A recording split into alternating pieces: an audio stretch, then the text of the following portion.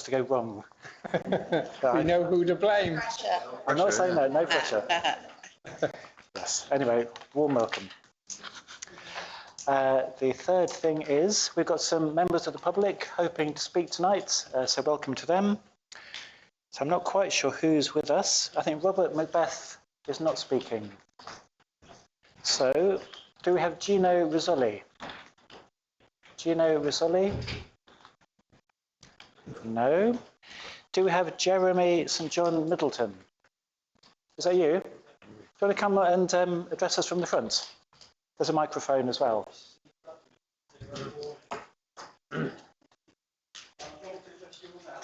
Yes, please. On direct payments from Somerset about the red brick building, I believe. Yes. First of all, thank all of you for letting me speak here again today about this crazy scenario. Last time I was here when this was raised, Indra spoke about it a bit and declared an interest, which was a bit unfair because it's a bit more than an interest, isn't it? It's like you've carried the banner and you've waved the flag to the attack that the red brick made on the Life Factory and their employees. But anyway, I'll also declare an interest because we go back some 30 years. We used to protest together. Indeed, we had a relationship together at one time. We've known each other for a long time. Back in the 90s, when it was the road protest, we would travel around the country and we would try and stop roads from being built. And we would create absolute chaos in any way we could. We would raid the offices, allegedly. We would allegedly disable the vehicles. We would allegedly break into their compounds. And we were quite good at it. And we were like balls in the china shop. It was the 90s. It was the protest movement. And yet here we are today in 2025, and you've carried out the exact same thing. You've gone into the red brick like a bull in a china shop. So let's just go back a little bit to January 24, at the meeting of the red brick, when they were deemed to go and elect a new chairperson, which turned out to be in, when Tanya Dawson came in with less than 17 people in the room out of 350 shareholders that the red brick has. For some reason, there was only 17 people in the room, and within 5 minutes, you were elected chair of the red brick. And almost from that day, the Life Factory and specific employees of the Life Factory had targets on their back. And it was very clear where it began. Very clear. Everyone knew there was targets on the back. So one person had a target on his back, who was working alongside John Capper, was one of the people who was running the project. Let's call him Mr. A. Who'd worked for the red brick for over 10 years, no problem. This was the fourth drawdown we were waiting for to finish the building C. We had a great relationship with Somerset County Council. They've been involved all the way along. There was no problem. And then you began to make your various unfounded allegations. And it was like the Horizon Post Office. It was like that. You made loads of allegations. Jeremy? And County Council. I'm just going to interrupt you for one moment. We do have a rule in our code of conduct that it's not appropriate to make personal allegations during this, because they don't have an opportunity to respond. In this room, you mentioned it by name. Indeed. Anyway, you mentioned me by name. Out of all the 100 employees who were involved in this project, I was mentioned by name. Anyway, going forward, you're welcome to speak about. I'll take that as a point of order. Thank you. Okay. But even so, lots of allegations were made by the Red Brick Board, specifically by 4 people. You were one of the people included. We know the other 3 are. We haven't named them for the reasons you said. We have got their names. And here we are now, nearly a year later, and all that's achieved is you've delayed a building that was for the people of Glastonbury. You've delayed a project. Somerset County Council had to do their due diligence because you came up with a horrendous list of various things, from people wasting the money, people buying cars with the money, the work not being carried out complete, the stuff wasn't on time, all of which turned out to be true. And then we've had to wait for the report so some of these people could be paid. At the last meeting, you said that I know of 9 people personally involved in that project. None of them have received a letter from you or the board, and none of them have been paid, and no interim payments have been paid. So I would ask the rest of you to maybe, I would suggest, can you ask Somerset County Council to pay those people directly? And how you can speak when you were the main person who got us to this debacle today. Either resign from the Red Brick or resign your position as councillor, because to do both isn't tenable. It's not tenable, and it tracks back to you. It's disgusting behaviour. And it might have been all right in the 90s, but it's not okay when you're in the grown-up world of grown-up politics, which is where you purportedly sit now. It's not acceptable. And I would urge everyone here to please ask Somerset County Council to release the wages, because clearly it's going to be some time before the red brick. Okay, so thank you for that. Just as a point of clarification, we are Glastonbury Town Council, and I think a lot of your issue would probably to do with Somerset. We have very little to do with the red brick. You, the rest of the council, ask Somerset County Council to pay people directly without to wait for it to filter through the, yep. I was going to say gang, the board of the red brick. Thank you. My next speaker is Keith. Oh, sorry, Councillor Osborne. I'd just like to say that the Conservative group have already put together a question.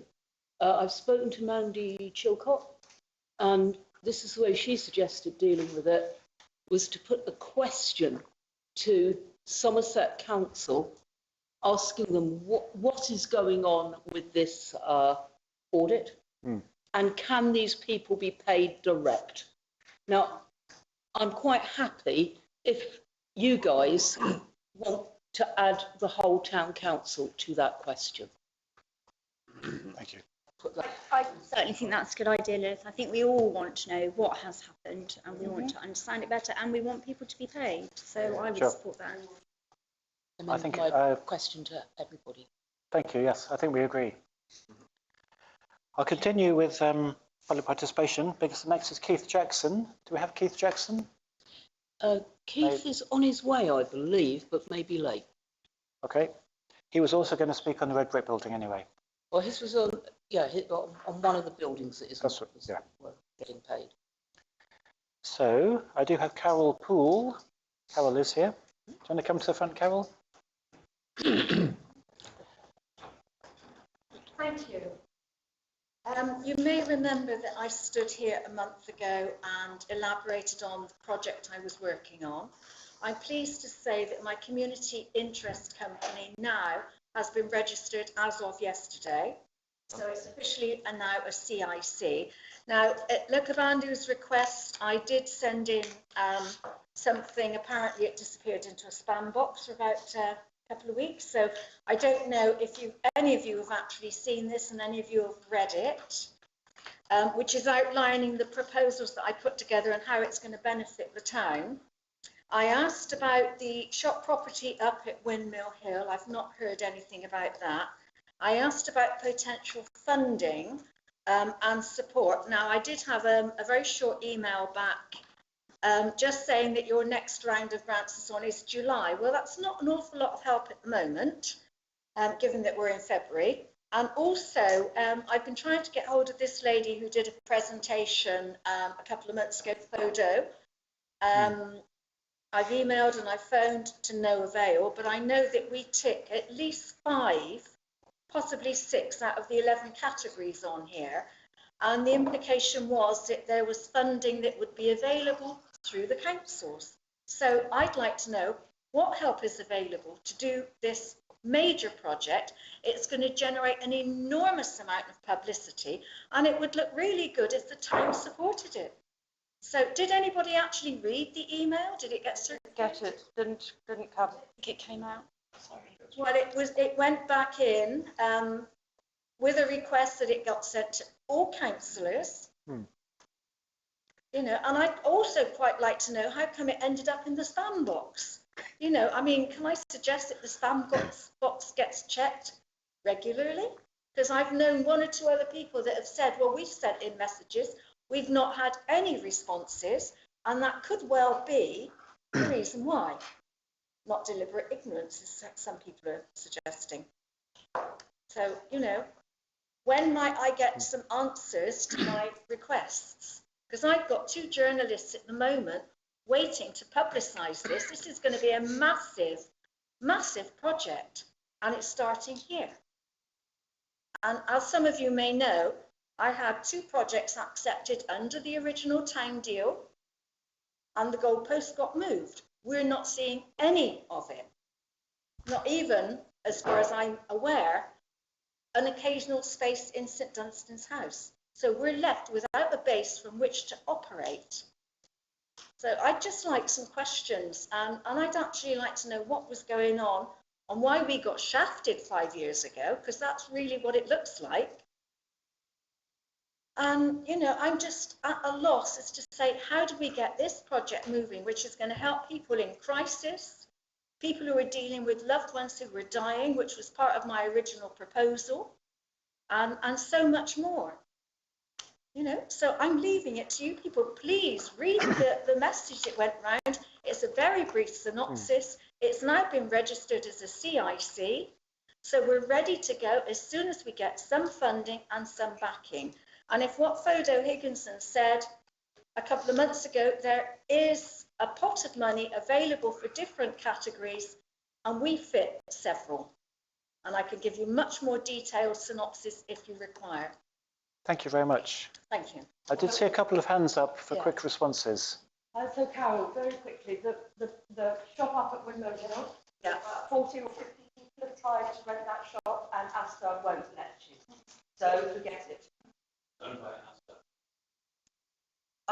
And with regard to grant funding, yes, they are given out every 6 months. And unfortunately, you just missed the November one. Well, what about this? Is that 6 months? They're only given out to CRCs, and you weren't a CRC at that point. So sadly, But does that still I don't come know under what that that category?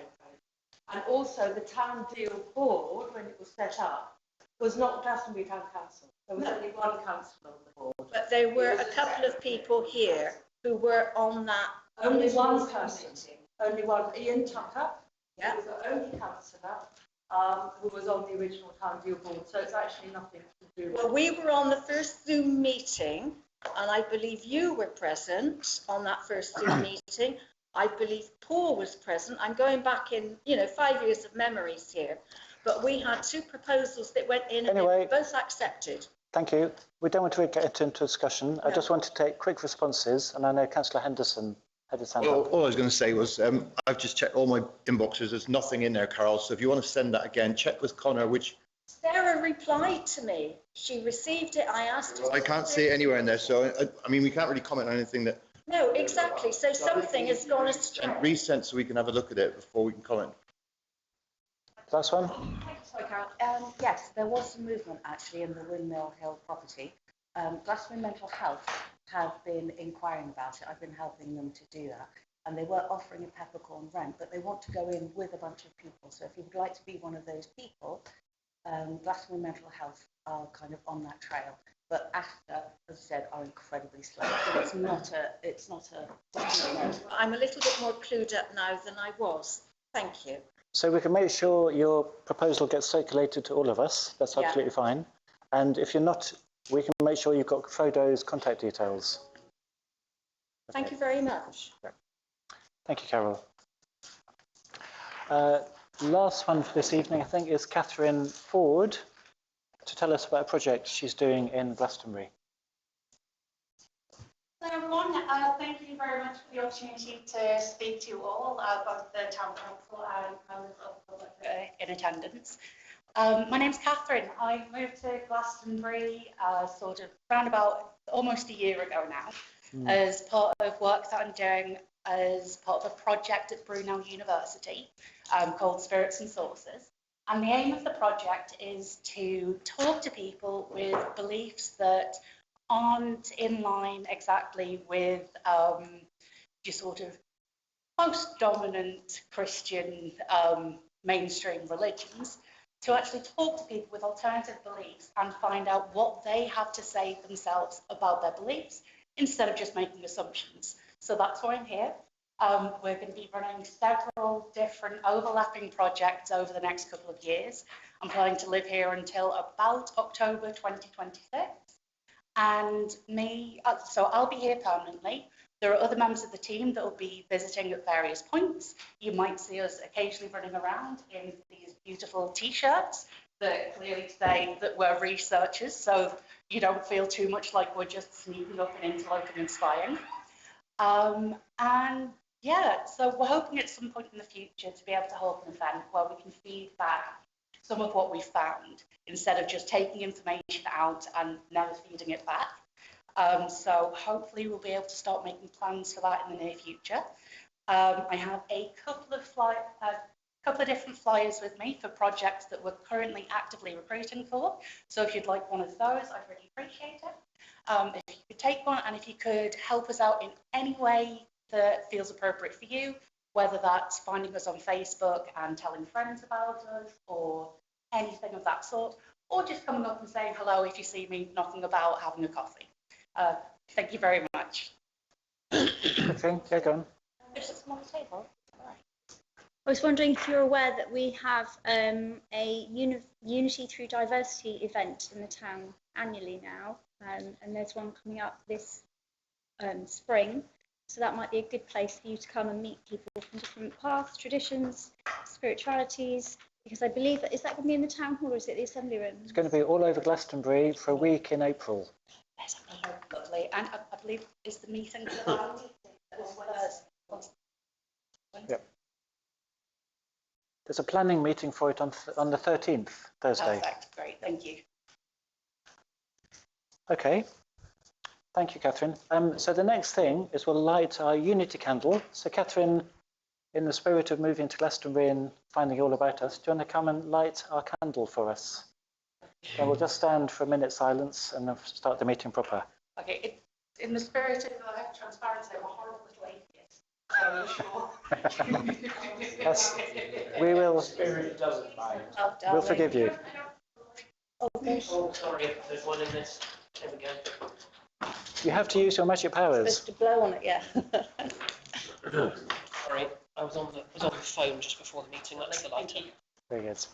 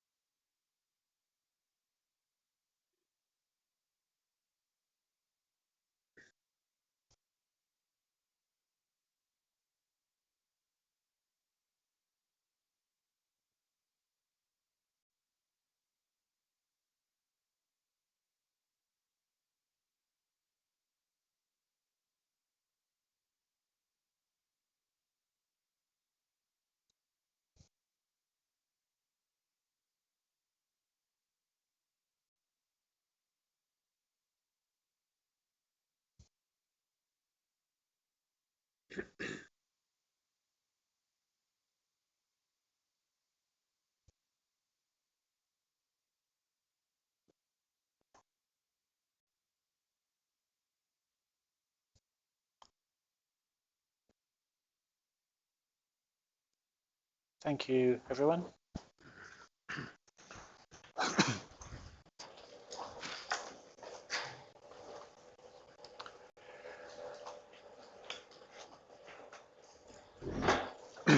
So we'll start our agenda proper. Are there any apologies for absence? I have had apologies from Councillor Cotton owing to a person, Chair. Otherwise, I think we're all here. Great. Any declarations of interest not already registered? Okay. So the minutes of the last meeting, which was last month.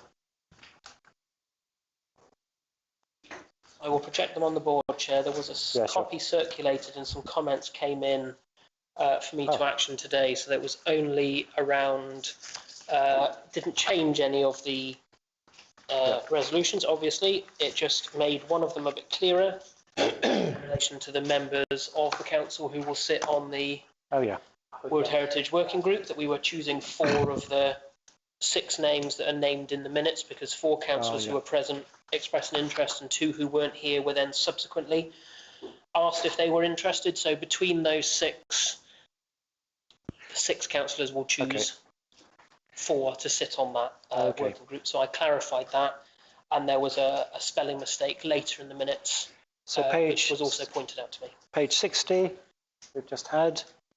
Page 61.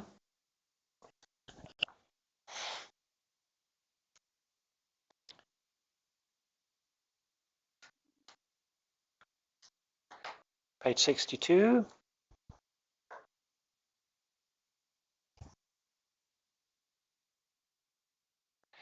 Look, quick thing on item 190. the Charter for Compassion. I was hoping it would come tonight for our discussion and maybe agreement, but sadly it got missed off the agenda. I only noticed it this morning, and then it was too late to reissue the agenda. So we can't discuss it tonight because we can't change the agenda once it's issued. So it'll come to us for discussion and decision in a month's time. What I'm hoping, if we agree it, we will sign it formally in April, so we still have time. Okay. The wording is in the online folder if councillors wish to read it, Chair. The full wording that you provided is there for councillors to read, but yes, it will come back in March as an agenda item to consider adopting it. Yep. Okay, so page 62. We are looking for nominations for the Citizen of the Year, Volunteer of the Year, Young Volunteer of the Year and Long Service Awards. Just to remind you. Page 63.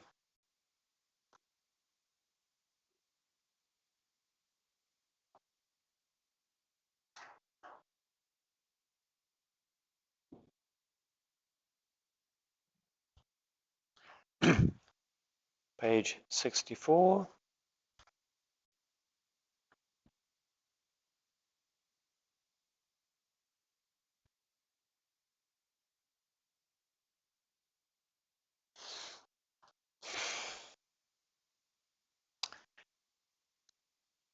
'65.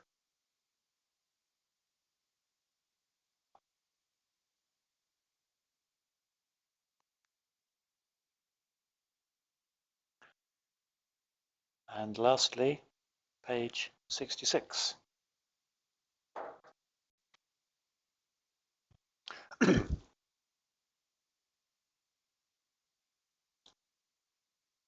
Are we happy to accept the minutes?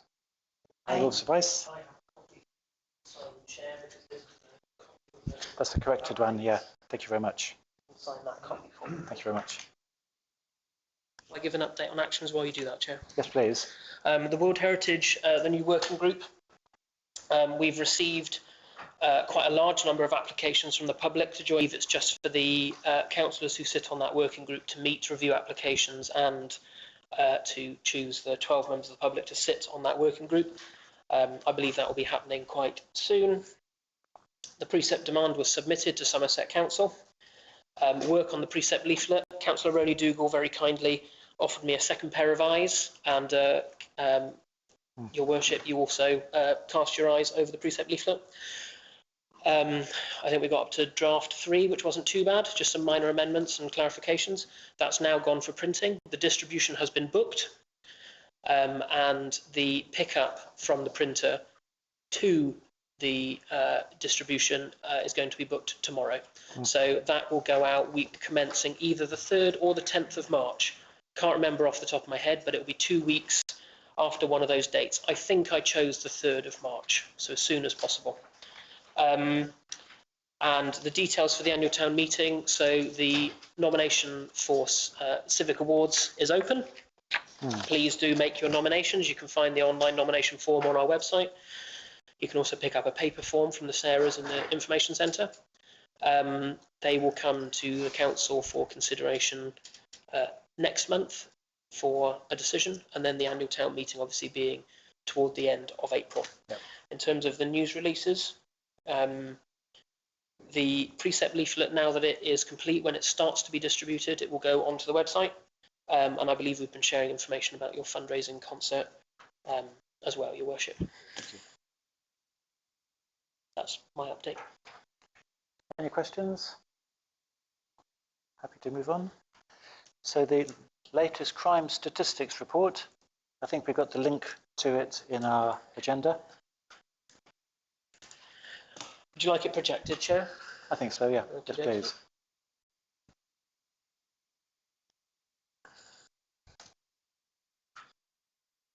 In a few months' time, one of these will be myself reporting a G4S van screaming at us before a meeting. So here you go, Chair. This is the most recent crime statistics for Glastonbury.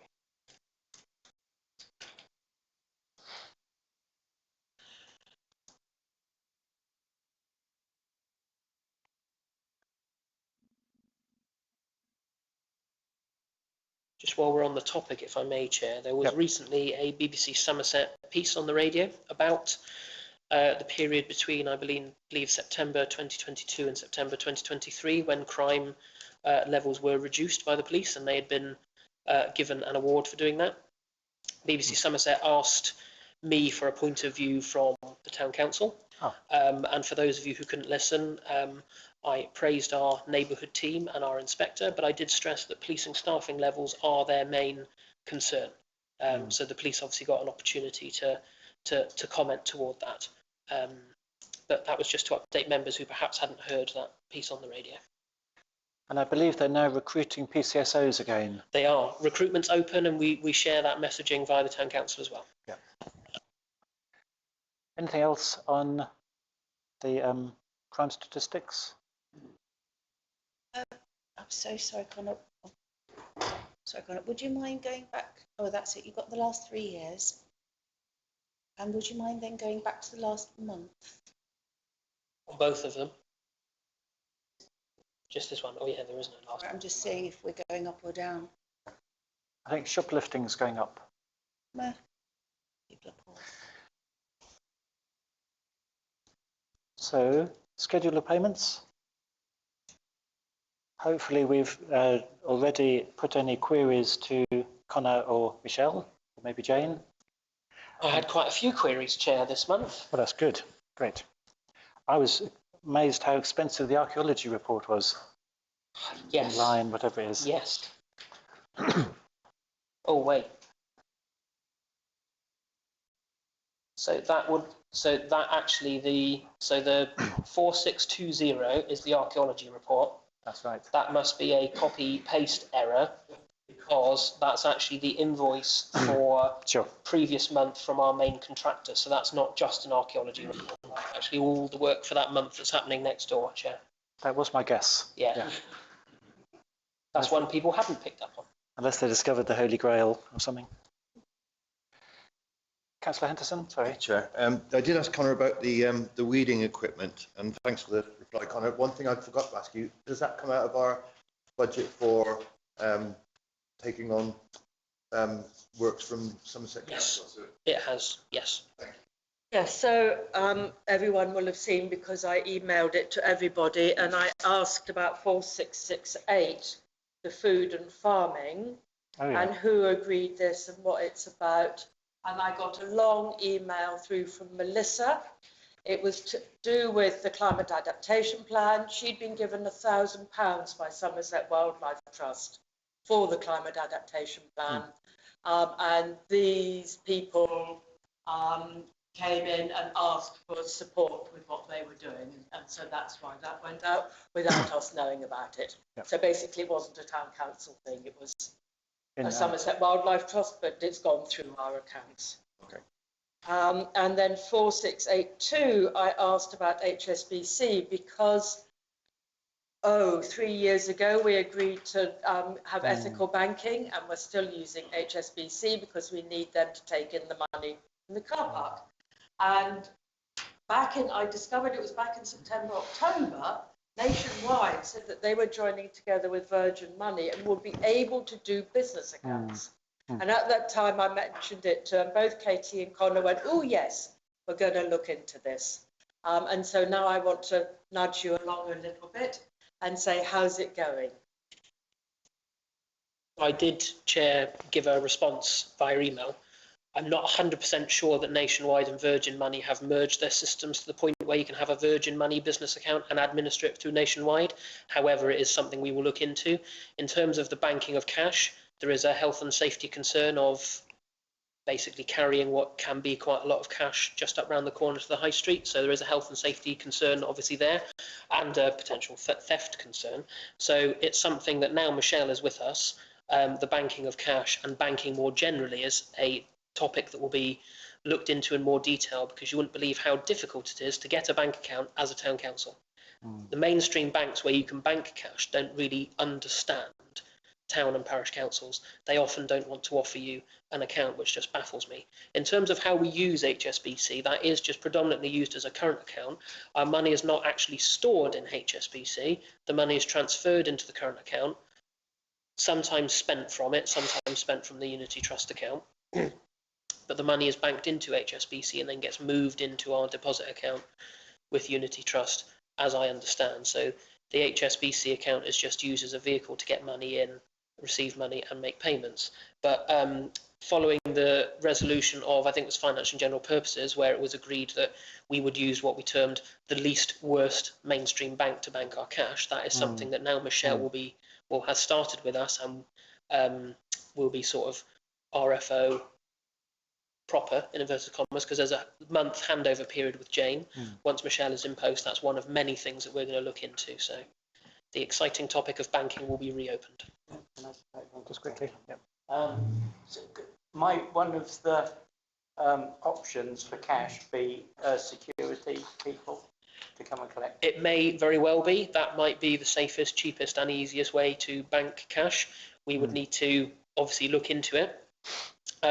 That may mean that we could predominantly bank with basically anyone we wanted. If you had your cash picked up by the likes of G4S or Securicor, that's another thing we will be looking into. Thank you. Cool. Anything else on schedule of payments? Happy to move on. So the budget monitoring report. Could I, Chair, if everyone is happy, I need to sign it. I will suffice if you yourself and Councillor White could sign that copy, please. Hi. Thank you very much.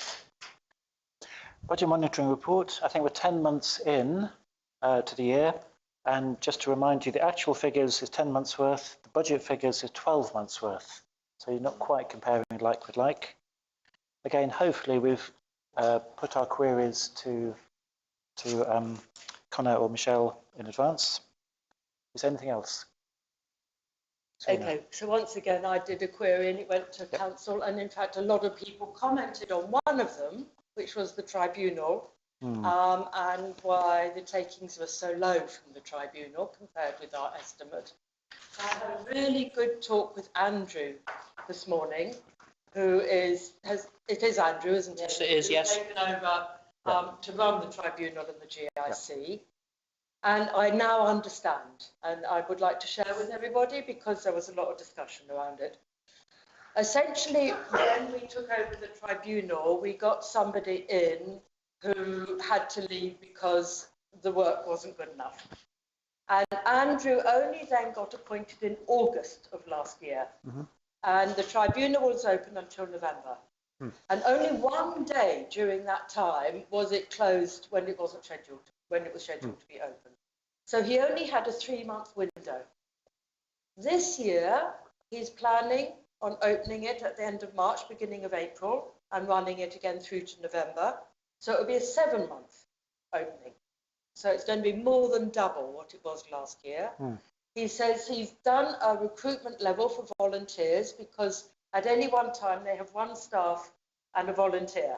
And the volunteer will do either morning or another one will come in the afternoon. So there's 2 volunteers per day, one morning, one afternoon, and a staff member.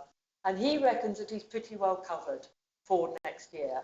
So he's hoping that with it being open for the full season, that the income should be more than double what it was this year. So I'm having been really concerned that we've taken on something that might have been a bit of a hopeful for the town as having a town museum, but actually a bit of a white elephant that was costing us a lot of money. Having talked with Andrew, I feel we're in competent hands, and I feel that he's going to do a good job, and I'm going to cross my fingers. We'll give it this year, and if there's still a problem, then to discuss it again come November. Very good. Thank you. Councillor Henderson? I was just going to say, even though it's not taken as much as the budget would suggest, it's still taking money in. As long as it's not losing money, then surely that's a good thing. Yeah. Anything else on the budget? So we've got a couple of updates, I guess, from Connor, asset and service devolution. Oh, thank you, Chair. This is a very positive update. So I've got a meeting this coming Friday with the head of regulatory and operational services at Somerset Council about our devolution package, in inverted commas. I today had a long online meeting with one of his members of the team, to discuss pieces of land that we're looking at taking on. And essentially, there's only a couple of pieces of land that the town council were interested in that Somerset Council have said, no, sorry, not having that. The rest of it, very, very positive discussions. Very pleased that they've agreed to the freehold transfer of St Edmund's Hall and the land that forms its car park. So that will come to the town council freehold. Lots of pieces of land, as I mentioned, that the town council had expressed an interest in. There are a couple of pieces of land that we have been asked to take on that we sort of identified we might be interested. So I do need to organise an asset and service devolution subcommittee meeting to hopefully go back to them as soon as possible. So I'll open up my calendar in a moment and we'll see which councillors are on that. We'll see if we've got some availability perhaps next week. The freehold of the element of St Dunstan's car park that we don't currently own. We own two-thirds-ish of it, or 2 chunks out of 3, but the bit that we don't own is the individual largest chunk. That's coming to us freehold. Responsibility for the 10 play areas.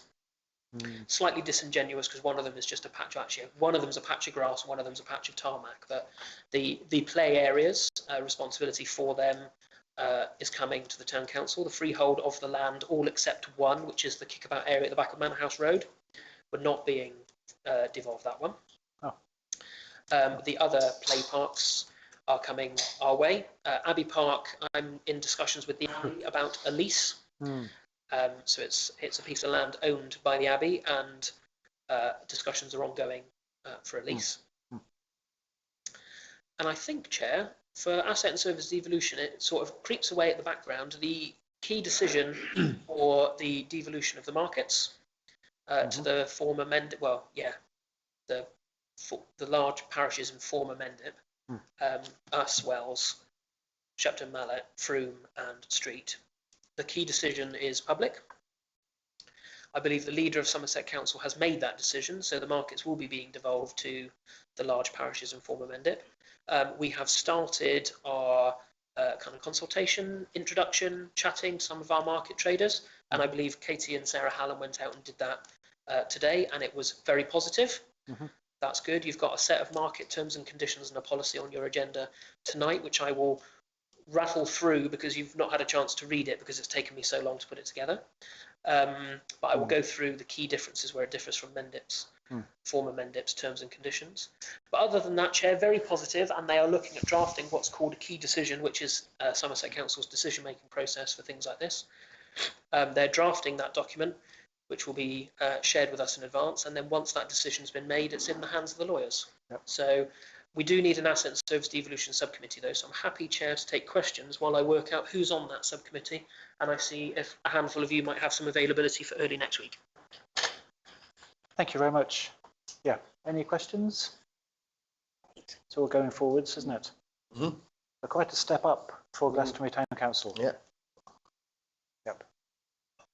Sorry, Chair, if I just open up this document. So in terms of asset and service devolution subcommittee, I've got councillors Cottle. I haven't got it on the, well, I could put it on the board actually. Councillors Cottle, Don Francesco, Henderson, yourself, your worship, Lukabandu, McDougall, Manning, Smythe and White. I don't suppose whether there might be some availability amongst yourselves for perhaps a short hour-long meeting either before whatever meeting's happening on Monday or planning on Tuesday.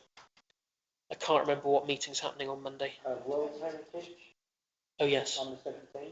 That's the arranging working parties, isn't it? Yeah, so maybe we're better to do it before the planning committee on Tuesday, next Tuesday. At 6 o'clock, please. Okay.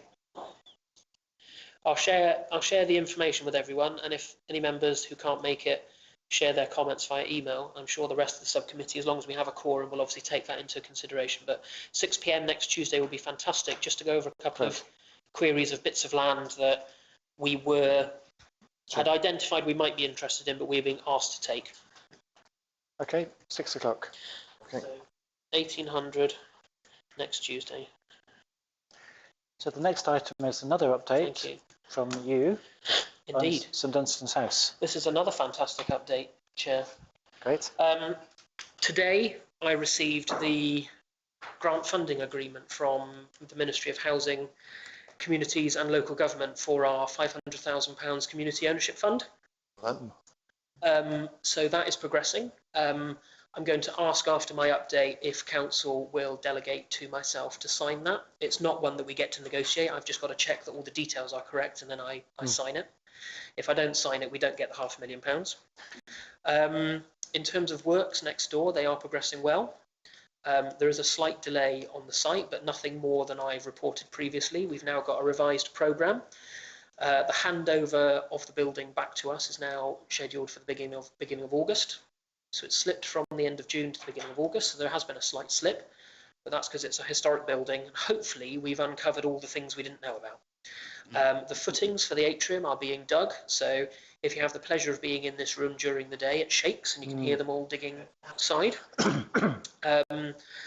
The 2 holes that are going to form the doors from the main hall into the new atrium have been formed, and they've also been covered up very well in the main hall. So if you walked in and didn't know that there used to be 2 radiators there, you wouldn't realise. So they've done a good job of that. We're having to make internal considerations about disabled access because there will be periods of time when we neither have the raised area at the front nor access at the back when they put in the new landscape garden. So internally we're liaising with various hirers if they require disability access, that we will request that they change the date of their booking. We'll obviously do that at no extra cost. That's just an internal consideration. But other than that, the works are progressing very well, and I'm hoping in the coming months you'll start seeing some nice glulam beams and a roof go up between us and St Dunstan's house. And the works inside St Dunstan's are continuing. I know I've offered it in the past and haven't yet been able to organise it, but if anyone's interested in having a look around, do get in touch. I'll make a note in just a second, and I'll organise a time to go and have a look. So I know that was yourself, Chair, Councillor Price, Henderson. Actually, I'll tell you what I'll do. I'll organise a couple of dates and times, and I'll just email you all because I'm sure you're all interested. Great. In terms of the grant funding agreement, there is a copy in your online papers, if anyone wants to read it. Could I have a proposer and a seconder that I be delegated to sign it and go through the process, get money, so that I can get it hopefully either very soon in the new financial year or perhaps even before? I think Don Francesco was first. Sorry? Councillor Don Francesco had a hand up to propose it, and Rennie Dougal seconded. Are we happy to move to vote on that? All those in favour? All those against signing it? Any abstentions? That's unanimous. Unanimous, thank you, Chair. Any questions on St Dunstan's house? But it sounds like it's going really well. It is going really well, Chair. It's very exciting. And relations with the Abbey are good? Relations with the Abbey are very good. I had the pleasure of having a look around their site the other day. Janet Bell and Kev Reid, Director and Head of Estates, showed me around the other day. Their project is progressing very well. I understand they are planning to have an opening at some point early to mid-April. And Janet did also mention to me that she was going to extend an invite to town councillors to get a bit of a sneak peek. So when I hear of that, I'll obviously let you all know. But it's amazing how much space taken down the old ticket hall has created, and that new public realm, and how it brings St Patrick's Chapel kind of to the fore of the driveway. So mid-April, I think that's going to be open. Sorry? Really want to say thank you to Connor, because that's some really huge projects you've been working on. Yeah. The St Dunstan's House and the devolution. So yeah, thanks very much. Well done. Yes. Here. Thank you.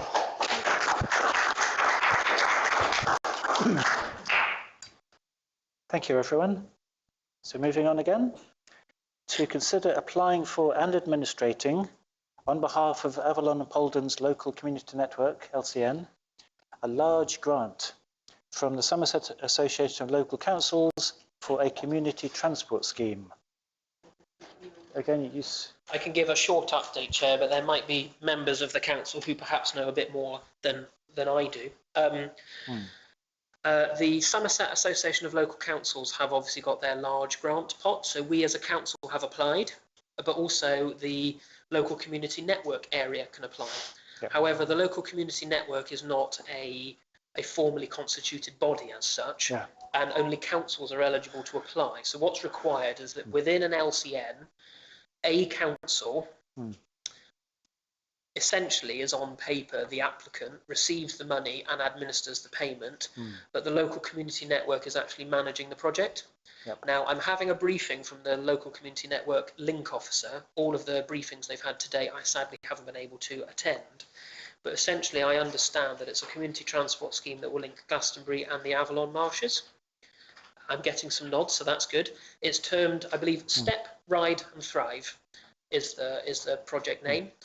What we are being asked, the Town Council has previously agreed that we as a council will support local community transport schemes and the work of the likes of the Somerset Bus Partnership, and we will do what we can to support that. This, in my mind, comes under that decision. However, the Somerset Association of Local Councils want specific resolution. So we need to tonight agree to, as the agenda item says, on behalf of the Avalon and Polders Local Community Network, apply for this large grant for the Step, Ride and Thrive project. We will be acting as the body that will receive the money and pay the money, but we aren't necessarily managing the project. I understand the centre manager at the Avalon Marshes Centre and the local community network link officer are managing it as a project. So I'll welcome, obviously, Chair, if there are any other councillors who might know a bit more than I do at this stage, but that's what we're being asked. Councillor Dougal? Yes, so this came up at the climate emergency, which at SEAC anyway. And Susanna was talking about it because she's the one who's been working on this. There's two separate bits.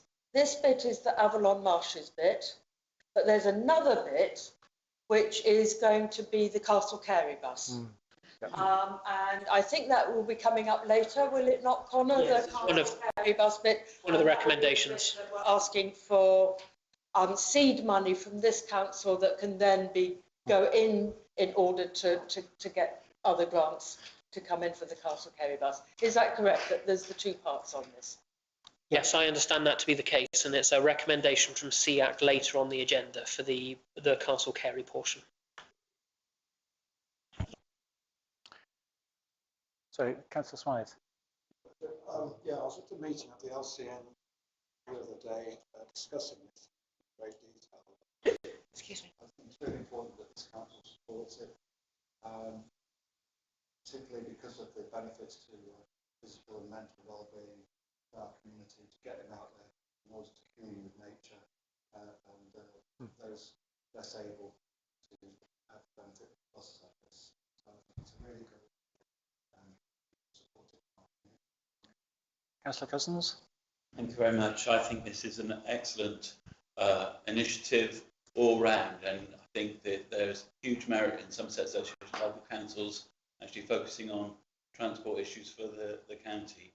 My one question is through the chair to the town clerk, will this put any extra pressure on us financially or through the resource of our staff for administrating the actual network itself? No, I don't believe so, because as I understand it, we are being asked to submit an application that will be essentially prepared for us. We'll receive the money and then pay an invoice. That to me is my understanding of our involvement. The actual monitoring and management is through the local community network, but we are eligible to apply and we have the general power of competence. So we have enough legally allowed and enough headroom in the budget to allow for that grant to essentially come through the town council, but it's not something we'll be responsible for. We will be responsible for managing the other application that we've made for our own project. Thank you. To provide a brief pilot worship in light of that, I would like to propose that we accept this. Can I just ask a quick question before we move to vote on that? Just to make sure that if we are taking on responsibility, that we don't then become liable for anything that could possibly go wrong with that project, and that there are those checks and balances in place. Yes, absolutely. So it's essentially being run by Somerset Council itself. They're just not eligible to apply for the funding. So I will, of course, square that off with the local community network link officer. But I understand our involvement is quite literally to apply, receive money and pay an invoice. That is my understanding. Basically, all they're asking is we almost we apply for it and we're like the bankers that just push it through. And it's a really, really important project. You have to second it. We've got a proposer. Do we have a seconder? I'll second that I proposal. think Councillor Smythe had his hand up first. Are happy to move to vote on this? All those in favour? I think that is unanimous. That is unanimous. No, sorry. No. Oh, sorry. I abstain. I do apologise. Unanimous with one abstention. One abstention. I abstain because I am totally against the Castle Carey connection. I would prefer to Nothing to do with the about that, you want to? this money is coming into transport for Castle Carey. So, No, this one. This is Avalon Marshes. Next one. Okay. Richard, would you like to ask us to re-vote in light of the clarity that's now been obtained? Castle Carey is coming up later, but this is not Castle Carey. This is specifically. Sorry, I thought we Avalon were Marshes. talking about that in Okay, so is you happy to vote again? All those in favour? I think it is now unanimous. Great, thank you very much. So, to consider the honorary role of town crier and make any associated decisions. So David Greenway, our esteemed town crier of 10 years, has retired. We have no town crier at the moment. What do we want to do? got to have one. What did you say? What do we What do we want to do? We would like to employ a new town crier. Ah, Point of order. We don't want to employ a town crier. We would like to appoint a town crier. very good. Thank you for that. I'd like to speak against that. Oh. I think it's a complete waste of time and it makes us look ridiculous. Oh. Good. At least it's not a waste of money. Sugarcoat it, Margaret.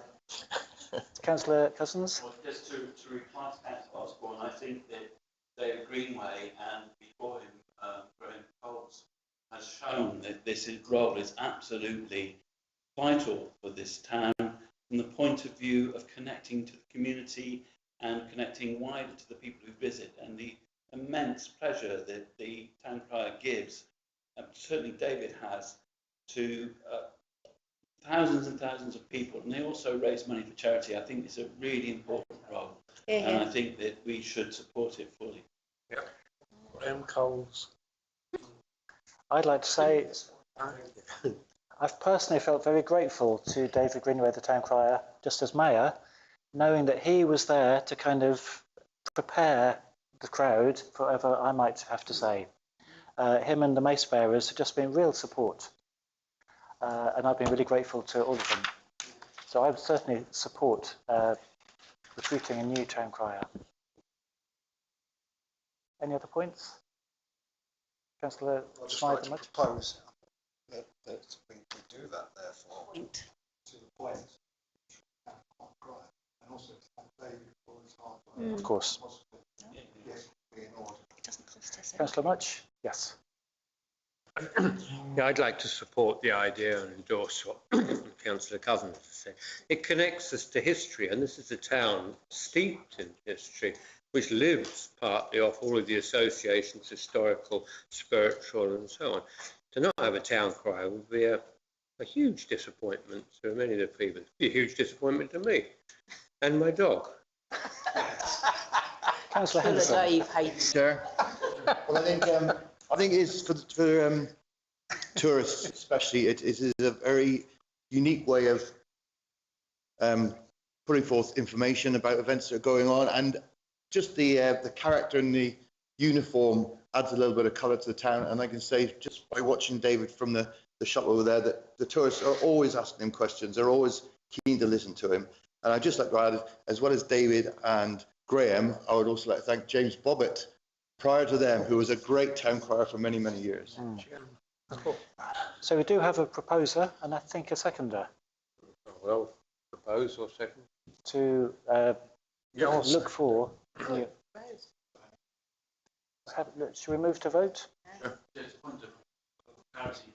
When Graham Coles died, I do believe that Jackie Boyce, our town manager, took quite an active role in the recruitment process and selecting you a good source of information around what we should be doing. Well, let's vote on whether or not to look for a new town crier and then consider how specifically to go about it. So all those in favour? All those against? All those abstaining? So it is passed with 1 against and 1 abstention. Majority, Chair, thank you. Okay. As to what to do, I imagine it might take a few of us to be a little committee. We arrange auditions, draft an advertisement, ask Jackie for advice. Who would like to be involved in the process? Can I suggest that we delegate this to the staff?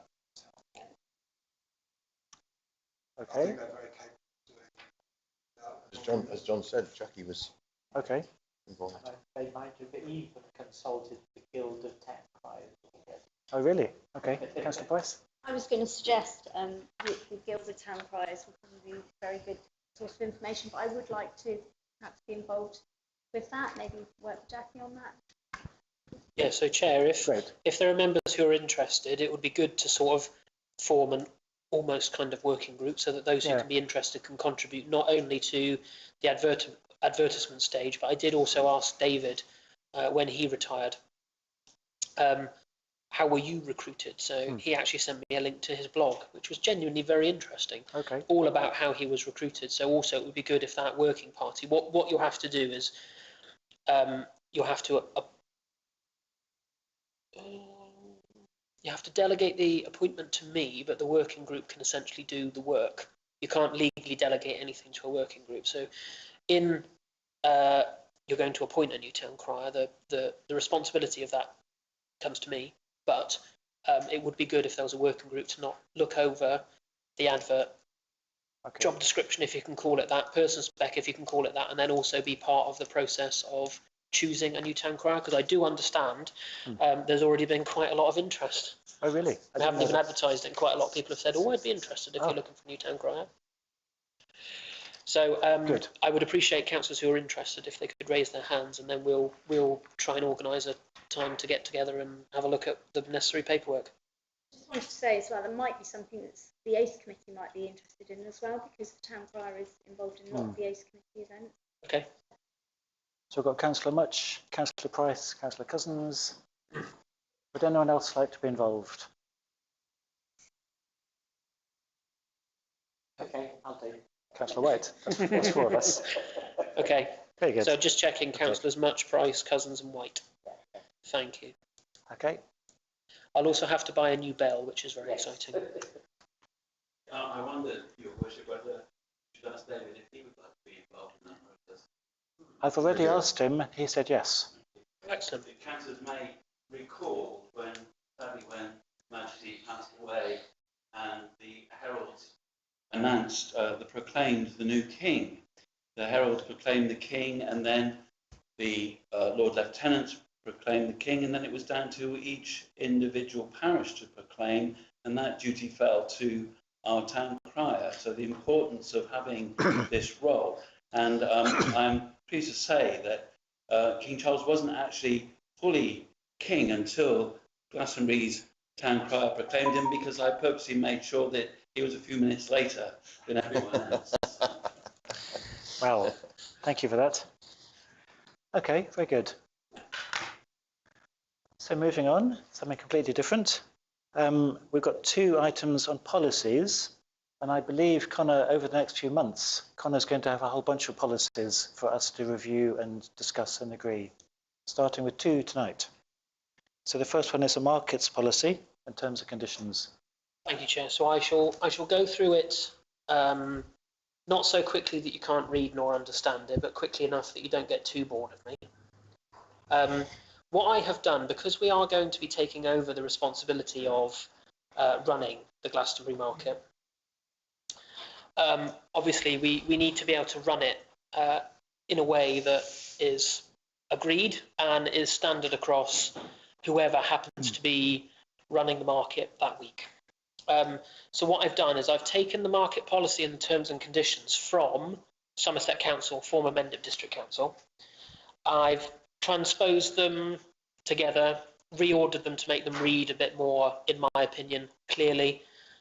Strengthened up based on feedback from the current markets team where perhaps they felt it needed to be strengthened, and have made it relevant specifically to Glastonbury rather than just Mendip all over. So what I'm going to do is, as I scroll through, I'm going to speak about where I've highlighted things which are what I would consider a material change from what the current T's and C's are, because the rest of it, my aim is that the market traders don't really notice a difference other than who goes and collects their money. I'm happy.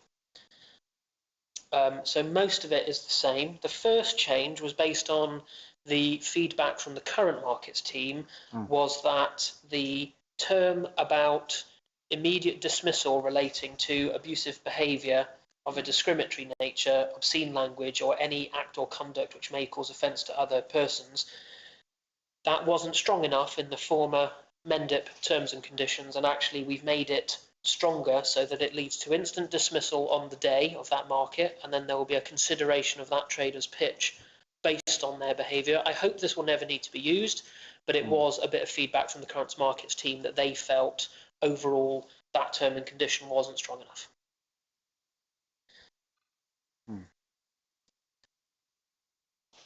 Based on feedback, what I'm going to ask is at the end of this policy, you agree to adopt it and delegate to me any small non-material changes. Now, one thing I've included in this to get you to present it this evening was based on feedback that perhaps the market could start and finish a bit later.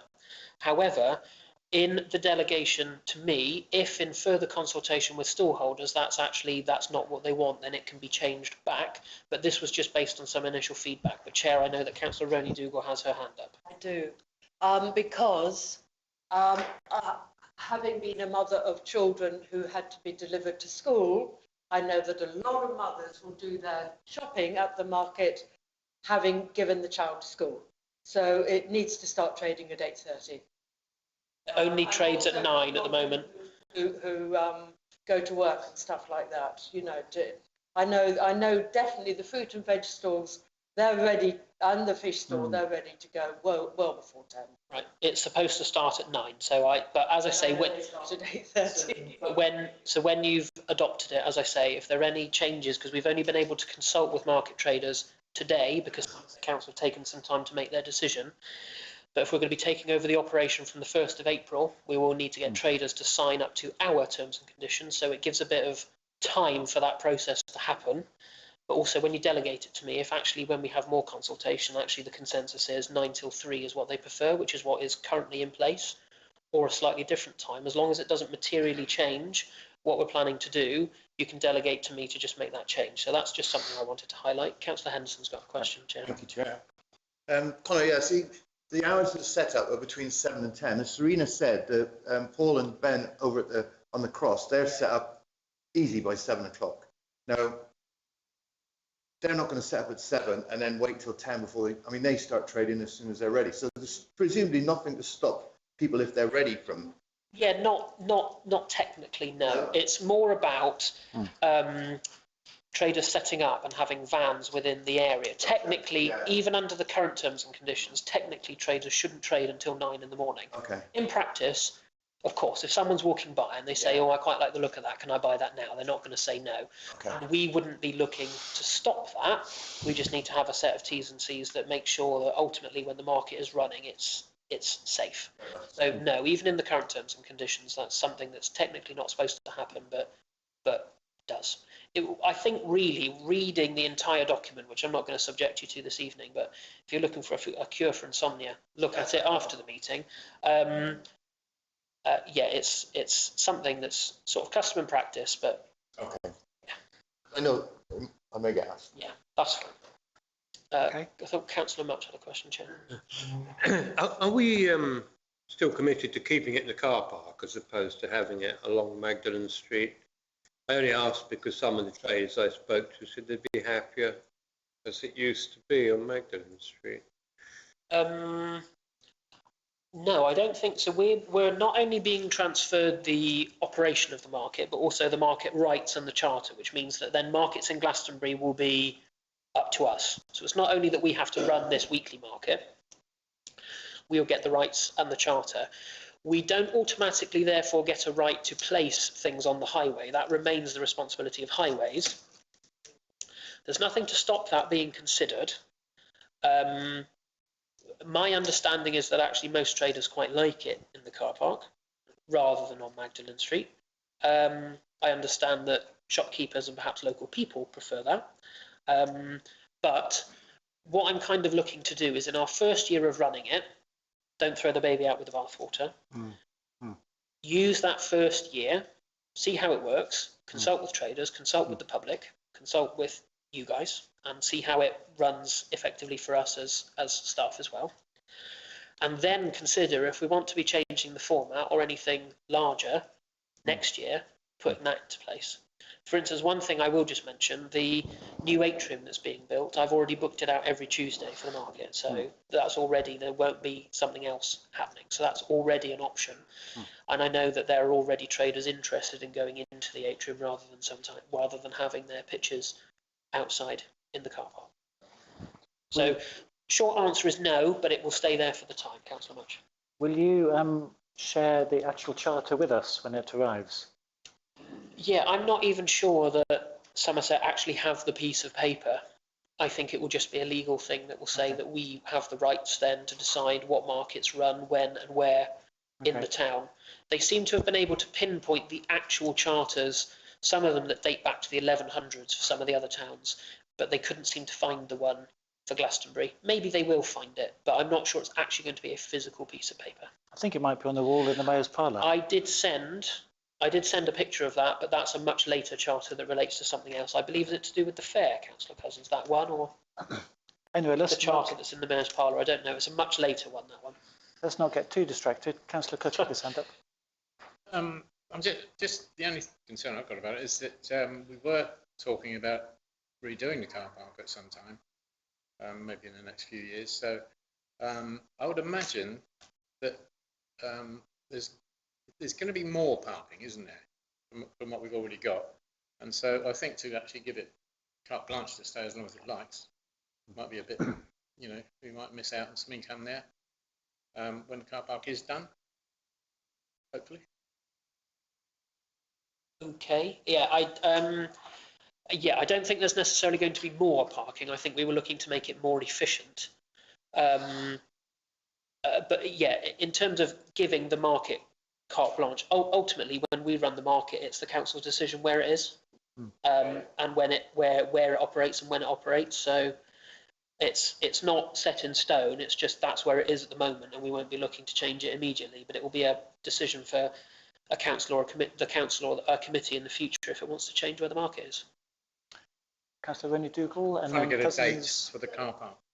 Number one, could you please email us this, because I'd like to look at it in a bit more detail. Yeah, yes, absolutely. It is in the folder for tonight's meeting papers. I must have come in later after I. Right, that's fine. But I can circulate it again afterward once I've. Yeah.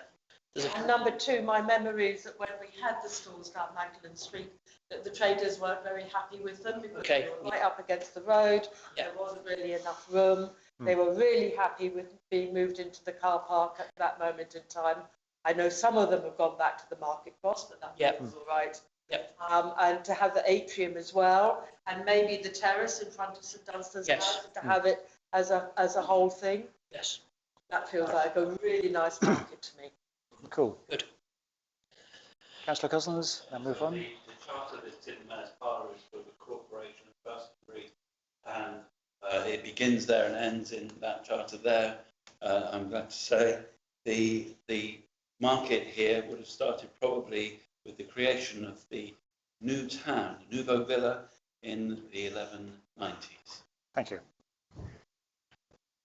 Moving on to number 5. The one decision we will have to make is our pitch fee. But what I'll do, I'll rattle through the rest of the T's and C's where they're different, and then we'll come back to discuss the pitch fee. Okay. I'm proposing, so at the moment, pitch fees can only be paid by card. I'm proposing that we will happily take card or cash. I believe Mendip aren't in the position with sort of remote staff to efficiently take cash payments, but we already bank quite a lot of cash. So if it's something that makes a trader's life easier, we'll take cash. Yeah.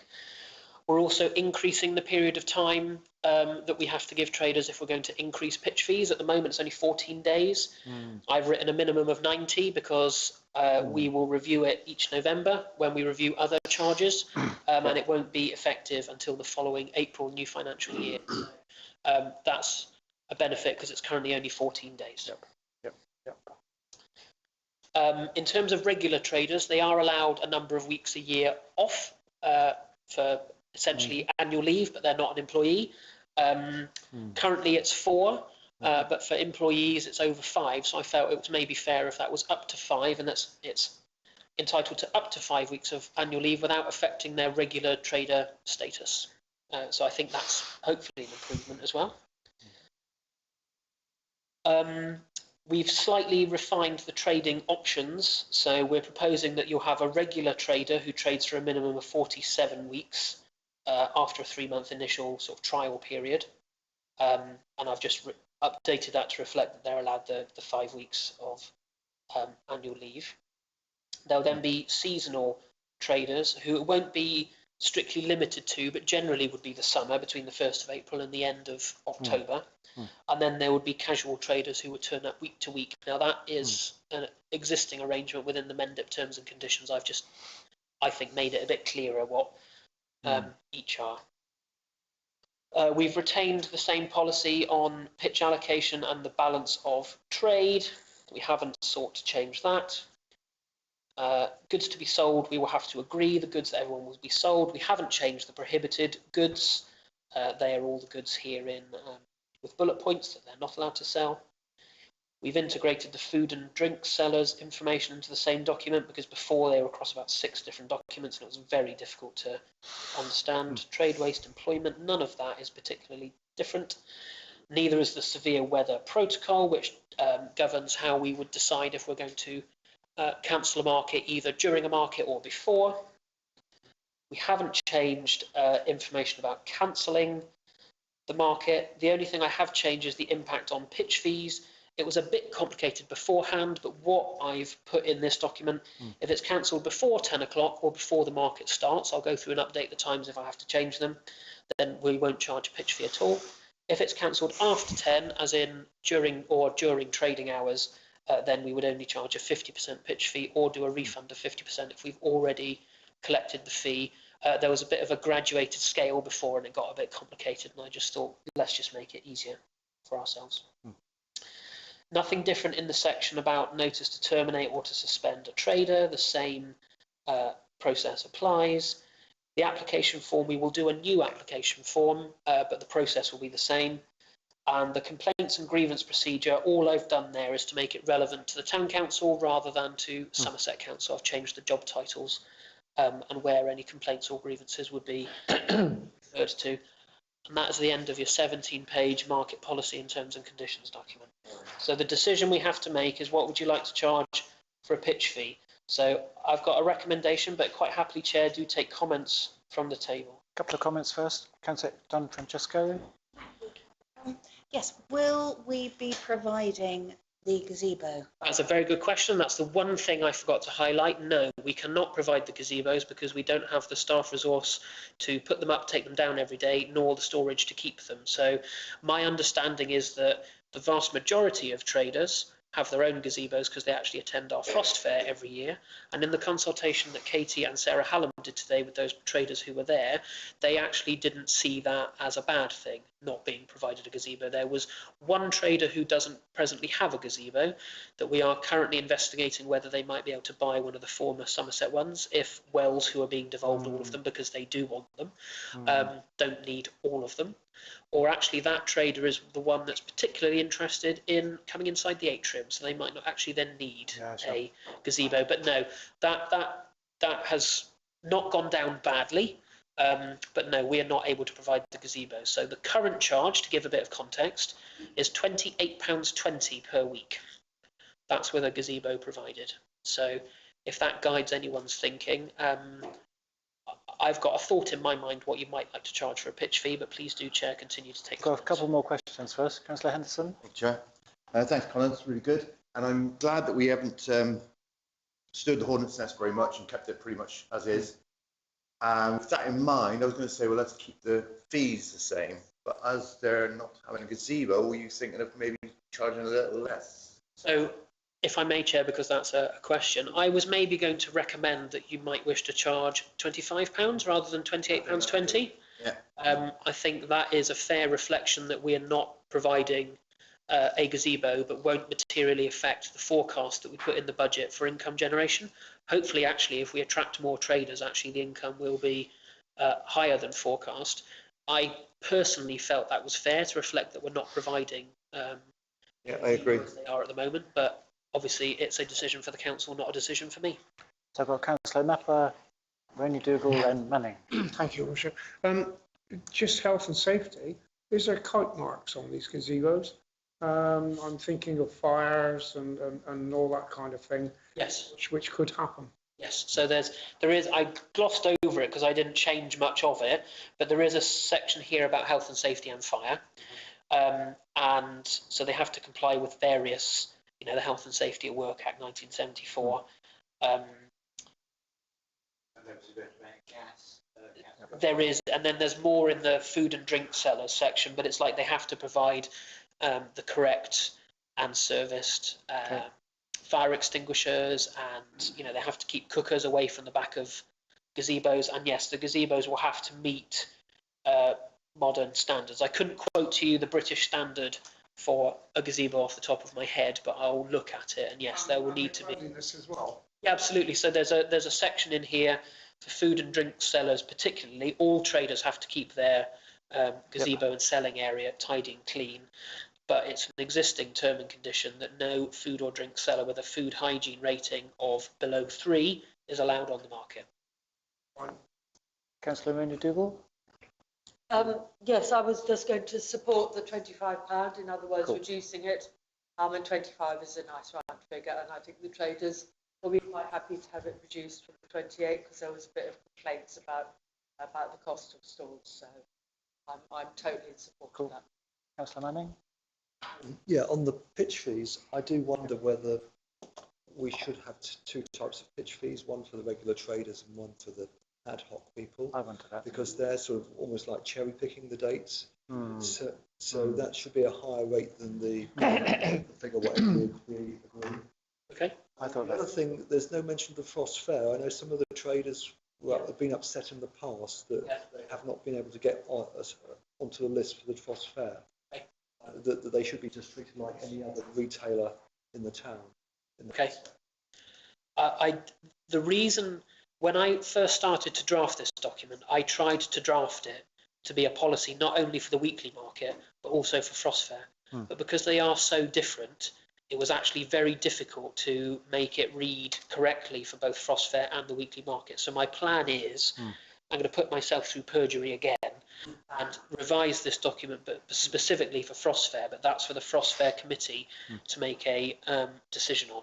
I know it's not necessary, it's not first come, first serve for the Frost Fair, and it's not, no one's guaranteed. The same way here, no one who, there's a section in the application, terms and conditions, that no one's guaranteed a pitch. So, but that's something for the Frost Fair committee to look at. But yes, there'll be a better set of terms and conditions for that committee to consider for Frost Fair, but I just couldn't make them read well together. Councillor McDougall? Inside the atrium.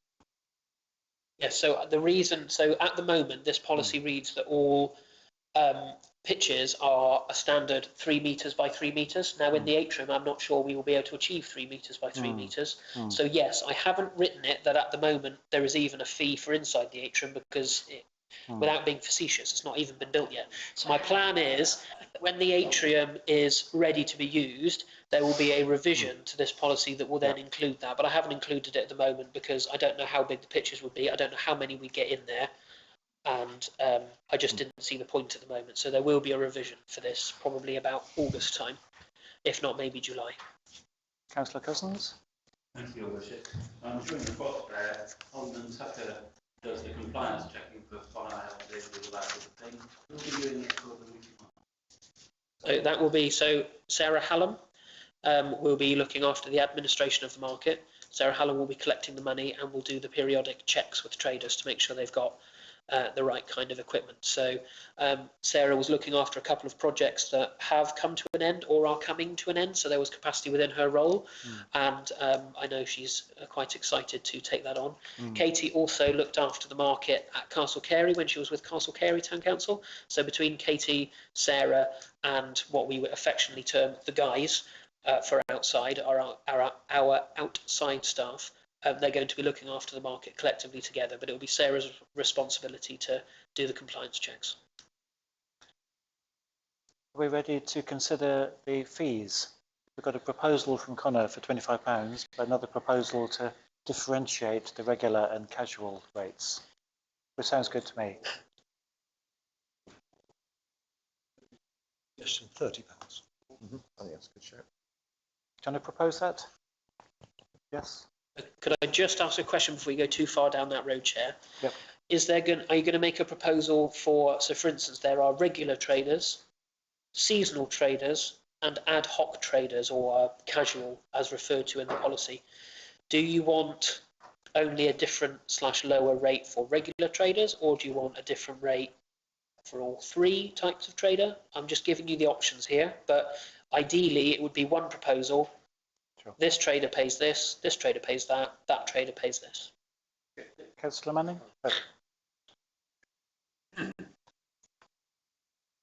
Come on, Lindsay. Do we know what Mendip did about this? They had a blanket fee of £28.20 for everyone. All right. Yeah. I was just thinking of Alison the herb lady, who is definitely seasonal, but she's also a regular trader. So in that case, maybe the sort of seasonal, because of that thing, that could be like the regular fee for our local traders. Yeah.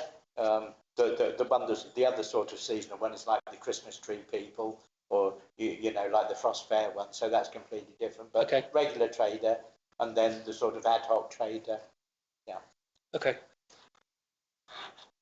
I would like to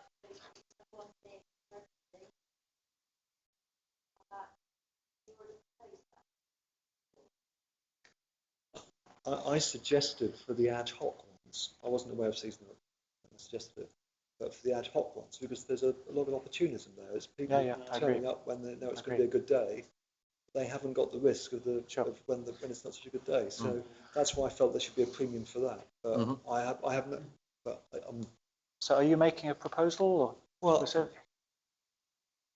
I'm happy to wait till the comments. So we've got Councillor McDougall and then Serena? Well, I was good. Yes, I was. Let Lindsay go first. So Lindsay, go on. Well, I don't think there are many ad hoc spaces, are there? And they suffer from not being able to trade the rest of the time. So it's kind of swings and roundabouts, is it not?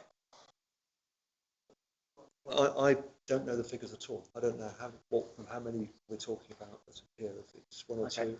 But Somerset Council haven't shared that with us because we're not technically running the market yet, so they haven't given me a breakdown of how many traders are in, which category, who they are, email addresses. The only consultation we've been able to have is physically going out and speaking to them when they just happen to be out there trading. So I don't have that figure off the top of my head. Okay. I was going to support Connor on the £25 for the regular traders. I think that's good. I think that I understand what Michael is saying about people like Ali who can't do winter because of the nature of her project. I would like those sorts of people who are regular within their season to be counted as regular traders, and then the ad hoc ones to be at £30. That's my proposal. If anybody wants to agree with it and second me, I'll be very happy with that. A couple more comments and then move to a vote. Zoe? I'm not quite sure I can do it, but I just wanted to suggest that we have £25 for everybody, and then Sarah can monitor how many ad hoc people we get, and we can always adjust it accordingly, can't we? Once we've got the market in our control and we know how many ad hoc people we're likely to get. It just seems a bit more complicated to have two different fees. Councillor Henderson? Yeah. I can see where Paul's coming from with the fact that the regular traders should get a little bit more of a sort of help than, but What I would not want to happen is for this to become so complicated that Sarah or whoever is dealing with it on the day is getting, you know, you're an ad hoc, Sarah. No, I'm not an ad hoc, I'm seasonal, you know, I've just heard it. And it's going to get a bit of a minefield. So we need, I think 2 fees is probably enough. Sure. Max. And however we divide where the dividing line goes, we could just make a decision and stick to it, because it could get very difficult. If I may jump in, Chair, just on that point. So I've noted that Councillor Ronnie Dougal was proposed and actually Councillor McDougall got in and seconded it.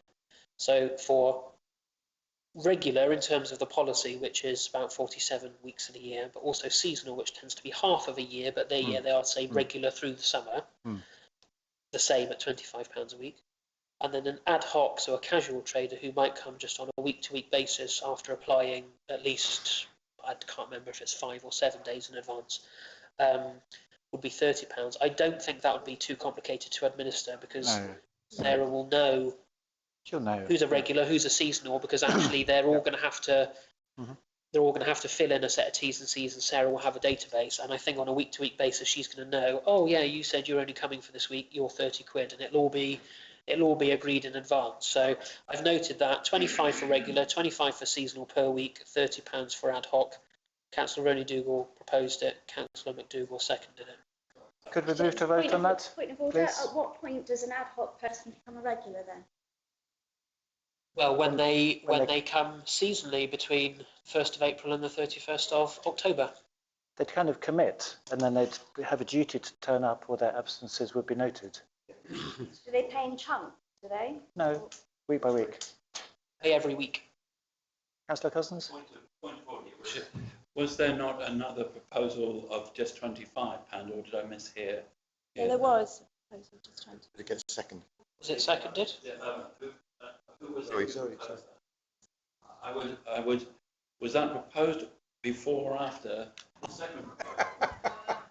Well, I haven't written it down, so I wouldn't know. I would second that as an amendment then to the proposal, the original. Can't do that.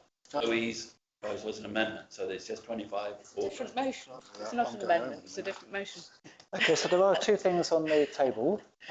Shall we vote for one or the other? Point of order, it is an amendment because the first motion is for 25 and 30. This is just to remove the 30, so it's exactly the same motion. Okay, so that's been proposed as an amendment, Chair. You'll take a vote on that one to have a blanket fee of £25. So all those in favour of a single blanket fee of £25? That is 4 in favour. All those against? I'm big, sorry. Oh, 5. All those against? All those against the single blanket fee? 1, 2, 3. Just the amendment. The amendment. Yes. So I think the amendment is defeated. Is that okay? So all those in vote at all. Against the proposal for a standard 25. So all those in favour of the all those in favour of the 2-tier system, £25 and £30, as proposed by Serena. All those in favour of that? All those against it? 1 against. All those abstaining? I'll abstain because I sit Three. in the market. You do? I'll abstain because I'm confused already. 4 abstentions, but it is carried. So it's carried. Okay, thank you, everyone. Anyway, we are taking on the market under Sarah's... So could I just for the sake of paperwork, could someone propose and someone second that you delegate to me to make any small immaterial changes based on ongoing consultation with traders, particularly in relation to, say, trading times? Proposed by Councillor Cousins, seconded by Councillor McDougall. All those in favour of delegating to Connor? I think that anyone against it? Any abstentions? 2 abstentions. I know democracy's got to work. But... So thank you, everyone. So let's move on. Thank you. We've got 2 policies tonight. The other one, I think, is only 8 pages.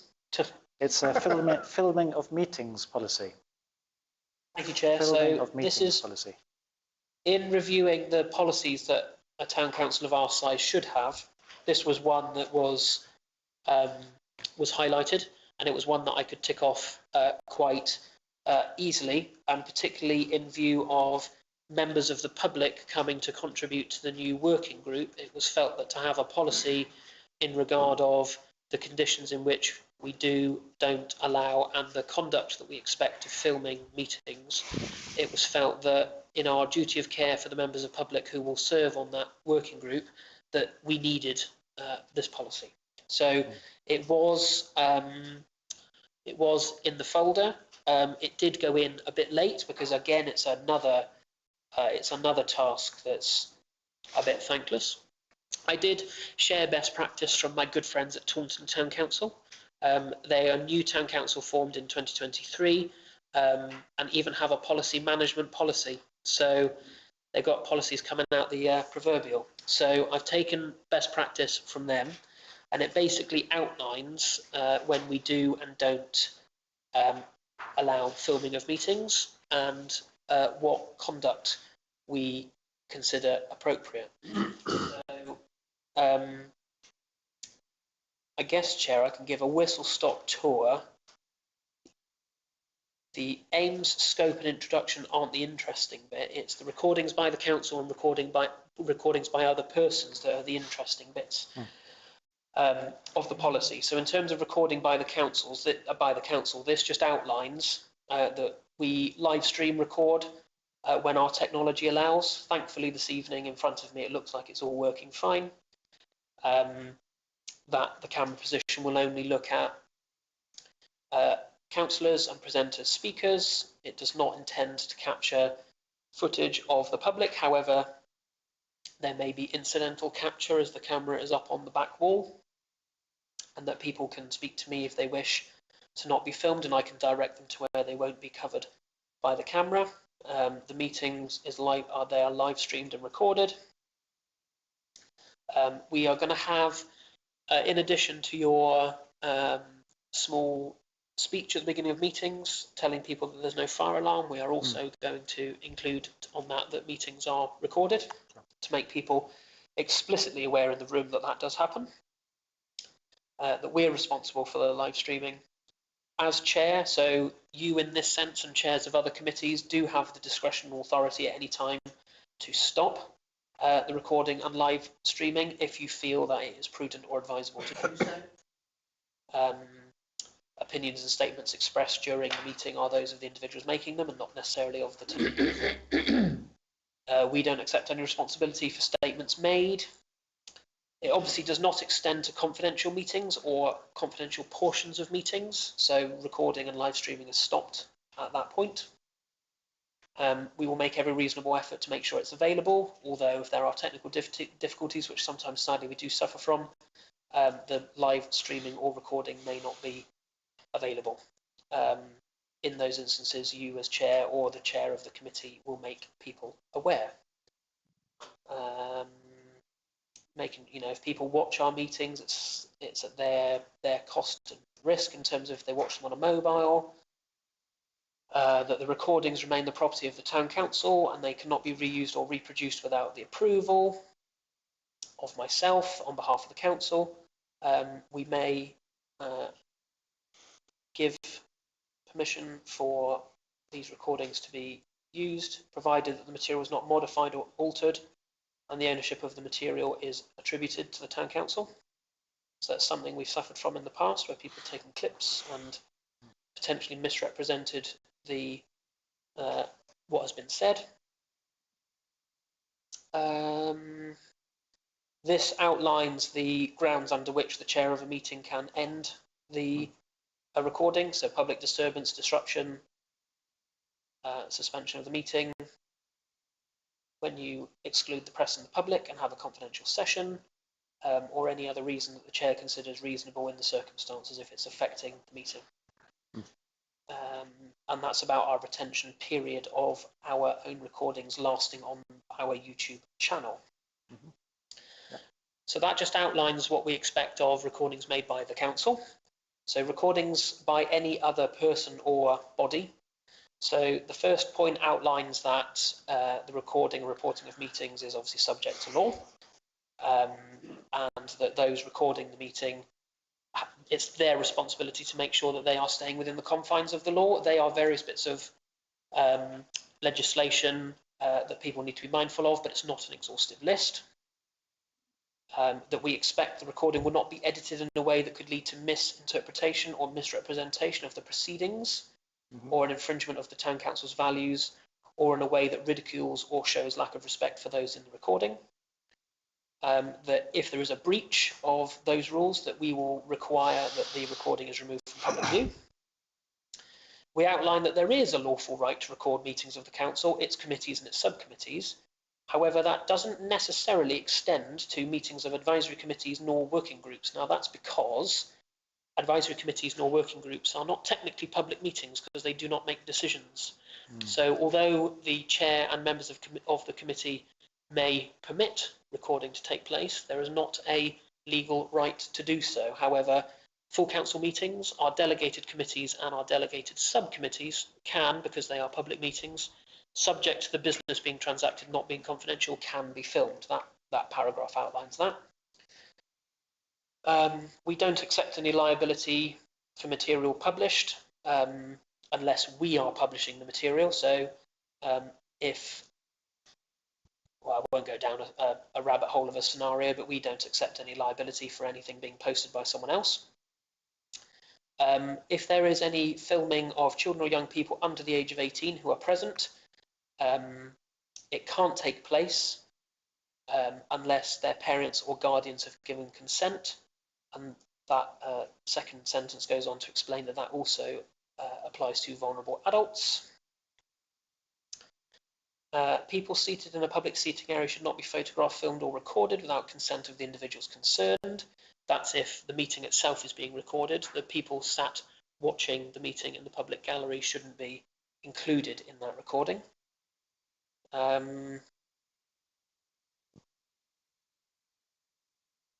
So, yeah, sorry, that one there is just saying you shouldn't use a recording if you've not gained consent from a member of the public who features within it. So filming of a meeting should focus on councillors, officers, and the public who are directly involved in the conduct of the meeting. So not watching the meeting, but in terms of members of the public, obviously they have to satisfy that they've gained consent. Again, we are not liable if any individual members are identified. A person or persons making a recording has no right to interrupt a council or committee meeting by asking questions or making comments for the purpose of the recording or for any other purpose. They have no right to ask councillors, officers or other members of the public who have been given permission to contribute orally to the meeting to repeat a statement for the purposes of the meeting, so again, not interrupting the meeting. Again, a similar power that the chair has the discretion to stop or suspend recording if, in his/her reasonable opinion, the continuing of recording causes an issue for the meeting. If the clerk of the meeting feels that any photography, audio, or visual recording is disrupting the meeting, then the operator of that equipment will be required to stop. And essentially, this is a bit of a procedure that if that doesn't happen and the disruption continues, that the chair or the clerk will ask the person to leave the meeting. The meeting can be adjourned. Again, if a meeting is going to discuss confidential items, then recording of those confidential items shall not take place. And just in terms of health and safety legislation for members of staff, we're obliged to comply with that. And if the council's received a complaint from one of their employees that recordings are being used to harass or threaten staff, or indeed councillors, then the council may take action by warning those recording to not allow recording and to involve the police. And that, thankfully, is page 8 and the end of the policy. I'll take any questions, but this is taken from best practice and, yeah, as you mentioned, is one of a number of policies that will be coming forward to the council over the coming months to get some custom and practice written down on paper. So, Councillor Osborne, Councillor Henderson. I just wanted to ask a question. I saw on YouTube a reproduction of one of these meetings, and I think they'd called it something like Eyes on Glastonbury Council, and it was somebody like stopping it and narrating over it. I'm sure everyone is aware of this, but is that allowed under the? Not under that, no. It is allowed as long as they're not breaching any of the. Though they're not actually filming it themselves. So that is an interesting point you raised there, Councillor Osborne. But basically, as long as it's not being used to intimidate, harass, or it's being misrepresented, then yes, members of the public do have a right to view the content that we put out and to narrate over the top. It's a bit like, it's not copyright, but in copyright cases for content on YouTube, if substantial additional kind of interpretation is given by someone speaking over someone else's content, that is allowed, as long as it doesn't breach the terms and conditions around harassment or misrepresentation. They were very nice. We're actually quite lucky that people take interest in our meetings. Councillor Henderson? Thanks, Chair. Just like to say, I enjoyed that policy and I'd be happy to go through that again if anybody... As far as I can see, that covers everything pretty well, and I'll be quite happy to propose that we adopt that policy if that's what we're looking for. Fabulous. We are, yeah. Councillor, That's what's needed. is that a seconder? Yes. Then Councillor Cousins, maybe move to vote. Just a point of clarity, as we went through it quite speedily, is there a specific reference to Standing Order 3L, which is the right to report? Is that referenced within this document? It's not explicitly referenced, no. I suggest that it is explicitly referenced, as that is the standing order which relates to legislation. I think it was Eric Pickles, I won't spit in the chamber, who put that forward, relating to the right of report, but only in relation to full council, committee and subcommittee. So with that small amendment, are we happy to move to vote? Proposed by Councillor Henderson. All those in favour of adopting this? All those against? All those abstaining? We've got one abstention. It's passed. Thank you very much, everyone. So we have got quite a few more items, and we have got a closed session at the end, so let's keep moving. Maybe the next few are a bit quicker. So to agree the addition of the new responsible finance officer to Glastonbury Town Council bank mandates. Would we like Michelle to sign our cheques? Who'd like to propose? Councillor Price proposing. Councillor White seconding. Are we happy to move to vote on that? Yeah. All those in favour? All those against the responsible finance officer signing our cheques? Are you against? No. So I think that's unanimous. Thank you, Chair. That's unanimous, great. Order. Do we need to note that Councillor Don Francesco had left the room? I've written that down. Yes. Okay, great. So to consider issuing a regular quarterly online newsletter of the doings of Glastonbury Town Council. So there has been a call for better communication between the Town Council and our public. This is one suggestion to improve our communication. Who would like to speak to this? Do you want to speak to it? Thank you. Yeah, partly it was what we said when we first became a council this time, that we wanted back-based stuff. We've had public participation saying we're not very good at communicating with our people. And in fact, at the last full council, that was one of the talks. So I suggest that we do a quarterly online newsletter, spring equinox, summer solstice, autumn equinox, winter solstice. It can be just a few pages, but councillors sort of feed information in, and it could be things like projects that are happening at the moment, things that have just finished and sort of keynotes from it, things that are just coming, and then some sort of key dates. And it can be online, it could be downloadable as a PDF, and there could be one or two printed copies down in the information. Yep. And just so, but we would have to feed information. Councillor Rennie-Google? Yes, with regard to the paper ones, of course, Susanna does her regular newsletters, and they could go out on her store, the quarterly, and that would be a really good way to to put out paper ones for people. Councillor Manning? It's a good idea to have a quarterly online thing. But I think some of the dates that you suggested, because having one coming out on the 21st of December doesn't seem to me to be the best time. And there's a lot of, maybe if you had it at the, I don't know, the middle of November or something, so you can say this is what's going to be happening over the next few months. Similarly, having one coming out around the spring equinox, that's almost at the end of the fiscal year, and it could well be whereas if it was like a month later, you could say these are the councillors that are on these committees for this year or whatever. So almost across quarter days. Yeah. Intermediate between the solstices. Councillor Cousins? I was about to suggest that, Your Worship, that if we move away from working with the sun to working with the agricultural year, we could have Beltane, etc.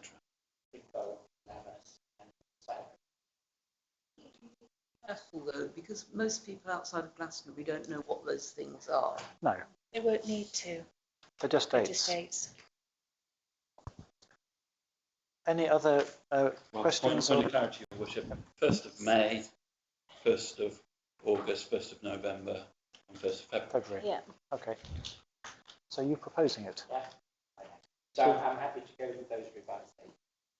I just wondered who would put it together.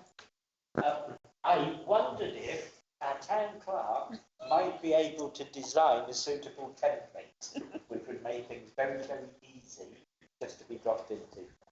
I'm sure he can do that, Councillor White. Carrying on from Zoe's point, obviously if the town councillors are feeding information in, somebody's going to have to edit that, aren't they? So would one of the staff be quite happy to do that? Good man. Do we have a seconder? Seconded by Councillor Price. Happy to move to vote? So all those in favour of the online quarterly newsletter? All those against? All those abstaining? 2 abstentions. Could I just check, Chair, who proposed and seconded?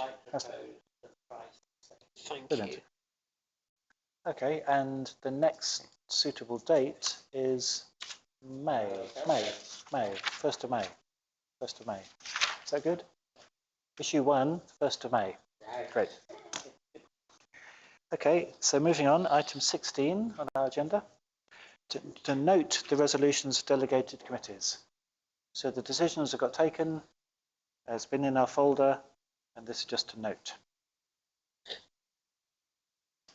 Arts and Culture, Planning Committee,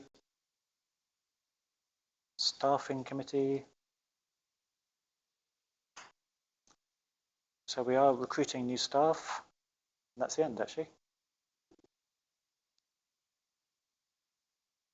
Happy to move on. So updates on advisory committees. I think there's only one as far as I remember.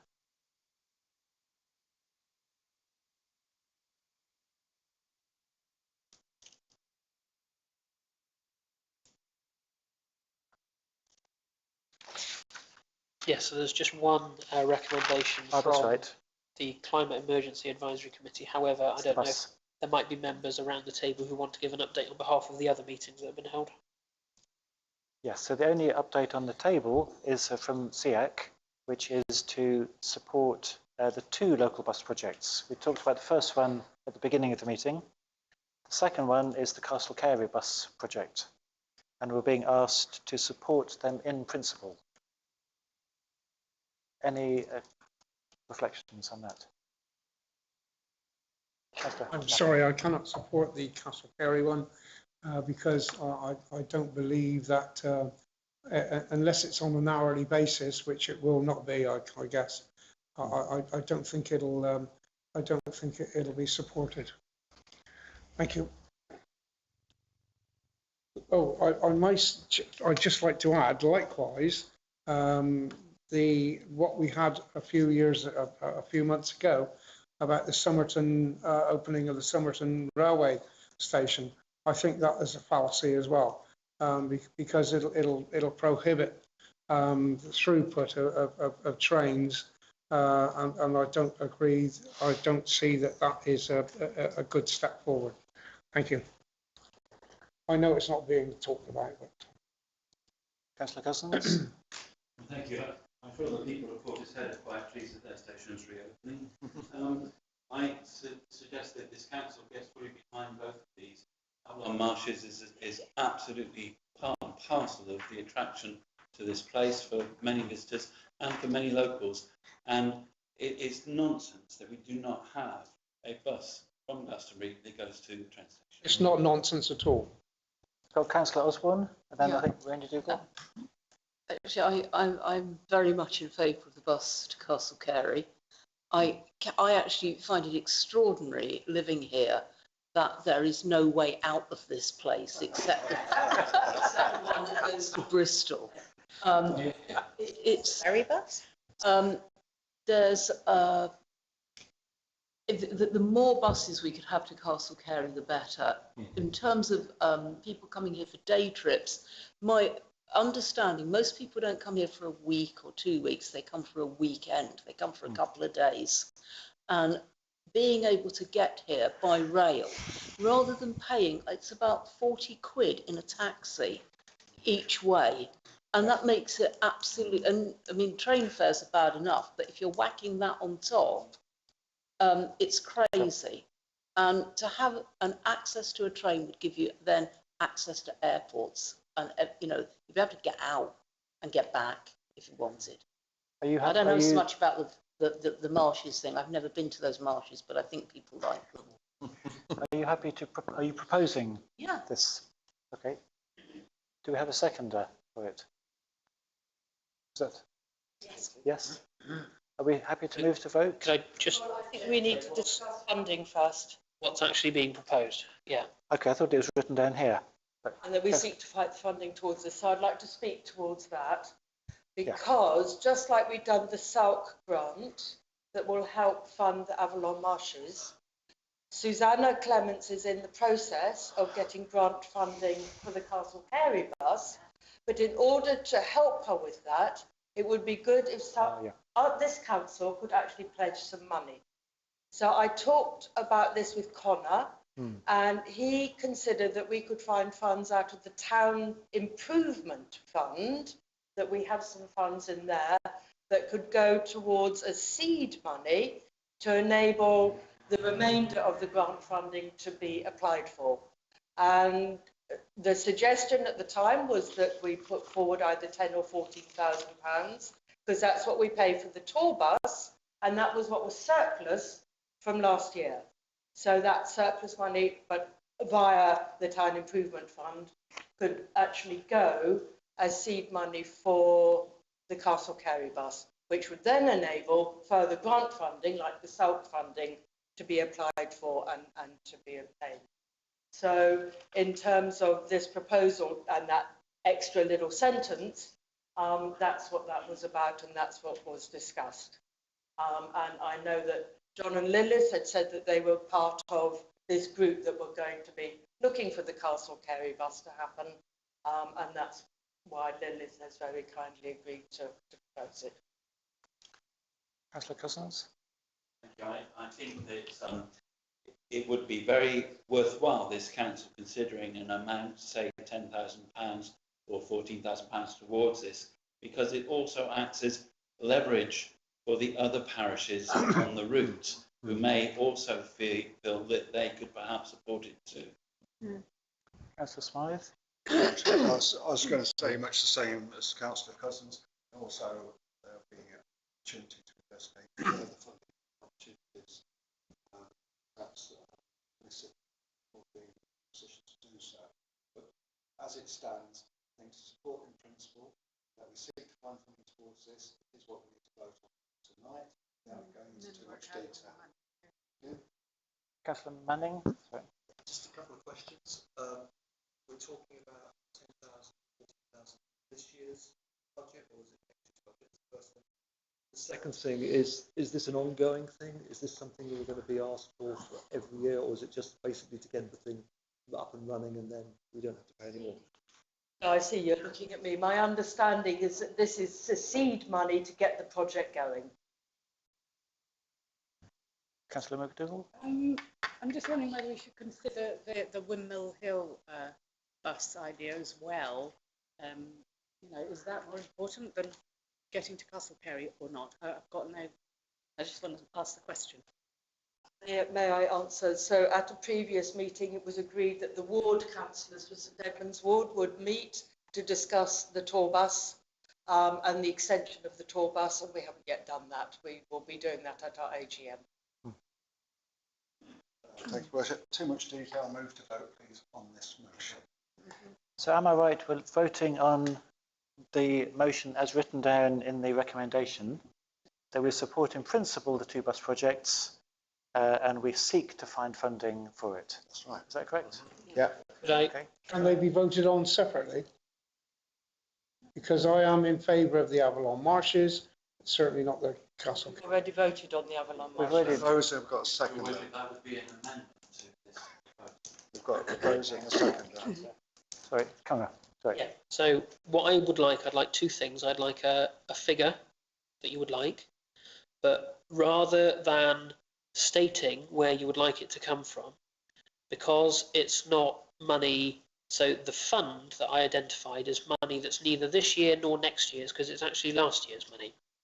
I don't know off the top of my head. I don't actually think there's £14,000 left in that fund. There might be, I'm not sure. But if I could ask, when you agree an in principle figure of, as you could say, up to an amount in principle, but could you delegate that to the responsible finance officer and myself at the time when the money is required to work out where it's best to come from? Because it might be, if the money is not needed until June or after June, when we've had this financial year's end of year accounts all signed off, there might be other funds or other underspends where it could come from that actually would make more sense. And I know when we have our meeting with the accountant and we look to allocate money into funds, it might well be that there's enough underspends across this year's budget that actually I could create a whole new fund for this project and you wouldn't have to use another fund. So if you could not be specific where you'd like the money to come from, delegate it to the responsible finance officer and myself at the time when the money is required to work out the best place to take it from, bearing in mind that come the end of the financial year when we're looking at assigning money into funds, if we are able to, we can create a fund for this project. That would just mean you're not taking money from, you know, what might not be the best place in a few months' time. So then we are looking to agree an amount tonight? Yes? An amount up to, in principle, please, Chair, if that's what members around the table would like to. That's what I was under the impression was being asked for. Yep, that's what's being asked for. Maybe that's an amendment to, is it? Or just not if the proposer adds it. Okay. Okay. Say that again? How much? Oh, sorry. Add to the motion, the funding. Okay. How much? How much? Up to 10, I heard from Councillor Smythe. Grand? Yeah. I mean, we spent 14, well, we spent 10 grand on a tackle. Up to 10? Yeah. So 14. Councillor Osborne? What's 14. Up to 14k. So the motion is we support in principle the two local bus projects and we allocate funding from a source to be decided up to 14,000. Sorry, point of order. I thought we'd already voted on the Avalon Marshes and this was just a Castle Perry. Yes, we Yes. have. It is. Okay, it is, yeah. Happy to? Yeah. Okay. Moving to vote. Who seconded that, sorry, Chair? I got Councillor Osborne proposed it, Councillor McDougall seconded it. Okay. In principle, up to £14,000 and it's delegated at the appropriate time to the responsible finance officer and myself to work out where that's going to come from. Okay. Okay? And we're seeing it as seed funding for a new project. Yes, that's fine. So all those in favour? All those against? And all those abstaining? Okay. The one against. Okay, thank you everybody. So let's hope it succeeds and it really enhances the town. Moving on, do we have unitary councillor reports? Maybe we don't. Councillor Cottle gave his apologies and he did request that if councillors have any questions or anything you want to raise with him, please do email him. I've not had anything written from either councillor. I don't know whether Councillor Osborne might have received something from Councillor Hart. I haven't yet, but were those blue notes I sent out last week of any use to people, last month, of any use. Fair enough. Yeah. You like that? Okay, I'll get them again. I can get it regular. Then. Okay, yes, please. Yeah. I thought it was about the cafe, I have to admit. The Blue Note. Oh, yes. All right. So moving on to updates from lead councillors and representatives to outside bodies. Town deal from Councillor White. Thank you. So town deal, as we already heard, that does some project Tour Leisure opened last week on the Monday. They are planning to have a proper opening day on the 1st of March, so we expect to be invited. And I also asked the manager if we can do like a show round for councillors, but we haven't had any feedback on that. The Abbey, as we said last time, the containers have gone. If you haven't seen over here, they're relaying all the paving stones here out the back. It looks really, really nice. The power cable for St Dunstan's house is connected, so from that substation by Burns of Bread. So that's all done. So it's to here, and the fuse is out on this side. So that's been put in. I saw Bong from the farm last week. It was very wet, but going well. And did they have planting? They did, tree planting. Okay, thank you.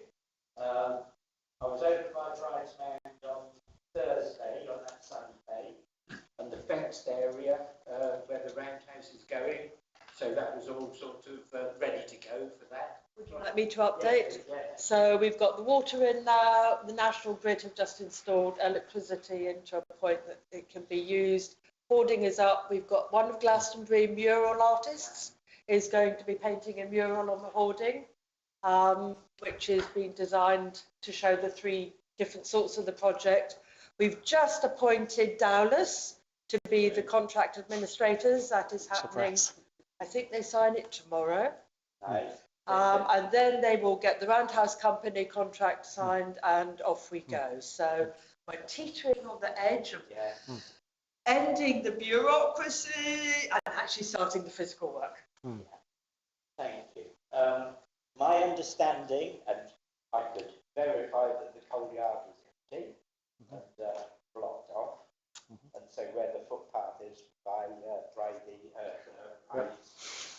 veggie shop is, you can look down there and you can just see all the rubbish that's there, and then inside the gate and outside the gate, those big so it is empty. So Somerset finally got it back together with that. I looked at Bailey's on Thursday as well, so the bit the other side on the Mendip side, so that's all sort of fenced off to make their car park. Not much happening with Robert Richards initiative. There's a little bit going on with sort of discussions about potential maintenance money for the Glastonbury Way, but that's all to be finalised. My factory, I looked at the building from around the back of Old Beverly Road, and that's really sad actually. And then, yeah, that's about it. So a lot of things are sort of rolling on okay, and the space of the rate of completion is really sort of shifting. So now spring is here, it's just okay. So anyway, if you get a chance to go to the Life Factory, Tour Leisure, it's really, really beautiful over there. Yeah. Councillor Henderson. Thank you. Just a couple of things, Michael. A few people have been asking me about the Toby's Coal Yard. What is actually happening with that area? The plan is that will be the enabling project council. Right. Thank you very much. It would have been on Portugal Road that was always underwater. Okay. And so when it got squatted, that was a problem for us. And just with regard to your comment about the Life Factory, I think as Lilith said earlier on, we really need to get a letter and get Somerset Council to get that sorted out. May I answer that one? Please do. Of course, thank you. As I did actually mention to Lilith, so the Red Brick Board have been constantly asking Somerset County to pay them. In fact, for the last 6 months we have been. So any help you can give, fantastic. 80% of the emergency work has actually been done around the back, so it's kind of stable-ish, and we're still waiting for Somerset County to finish their audit. and each month goes by, we'll know, because it comes to the 20, I think it's about the 21st, we'll know if it's on the on their agenda to actually go on. And it hasn't been for the last, I suppose, 5 months, four or 5 months. And they did actually write to us, write to the Red Brick before Christmas, saying it's not going to be on before Christmas. It might not be on January, might not be on February. So any help you can give will be fabulous. So, just quickly ask a question. So what is the actual plan? What would you kind of like to see happen with the Life Factory? I mean, I just want to understand how that's going to move forward. Do you mean the actual plans when roof is on? The project that was awarded money from the town deal, we want to see that finished. Yes. In some way. How is that going to happen? Very briefly, when they first applied for the funding, Mott MacDonald said it was going to cost over £7 million to actually complete the entire project. Beckery Construction came in and said, oh, we can do it for the amount that was allotted. They couldn't. Right. We stepped in. There were things that were going amiss. We picked it out.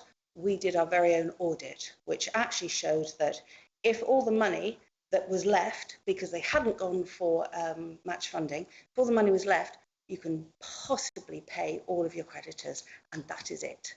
So we did our own audit. That's what we found. We took measures. I say we, the Red Brick, took measures. Creditors have been paid little by little. The audit, Somerset, we then handed it over to Somerset Council because there were grant funding agreements that had been breached, and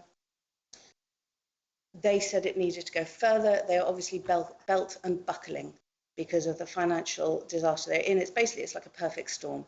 We've hit it right at devolution. So the plan is right now is we're going for other fundings to hopefully pay off the emergency work. There is enough money to pay creditors. It would be very, very amiss if Somerset County didn't pay the creditors. There is the money in there. That is the money that's owed to them. A lot of the contractors did not actually have proper contracts. We're also having to retrospect fit their contractors. Some people, as we've heard about, didn't have actual contracts. Plan going forward is we will have enough, as was said at the beginning, because 7 million to complete the entire thing. So there was enough to pretty much maybe make it watertight.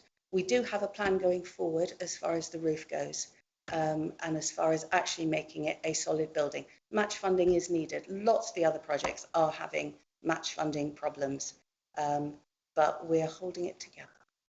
So just one final point. So there's enough money to pay the creditors, but there's no more money after that then? All that money? Might be. No, there might be.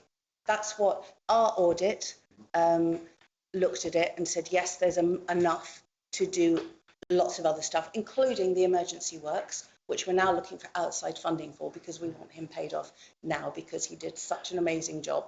Most of them were at risk. Everybody was working at risk from April. At risk of what? At risk of not being paid, because that's when the audit started. That's when Somerset Council had to put the lid on it, if you like, because there were many funding breaches, and also the fact that it could have been that people were not going to be paid. And we made the Red Brick Board made sure that the project was halted because it was going out of control financially, that actually, if it had have carried on, no, the creditors would never have been paid. So at the moment, it's in the hands of Somerset. We can do nothing. We are literally at their mercy. One last point then. So there is potentially at the end, when this audit comes through, as a potentially a possibility that money has gone missing that shouldn't have gone missing. I mean, is there a possibility of criminal? And there might be a couple of creditors that may not be being paid. And that is what is being looked at, because there are a couple of creditors that, yeah, so no, there will be money, a little bit more at the end, only because we stopped it. Councillor Osborne? I'd like to ask, with the Life Factory, I understood that the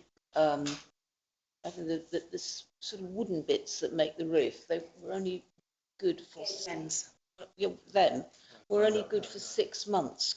And can somebody confirm that the insurance has been paid and is in place?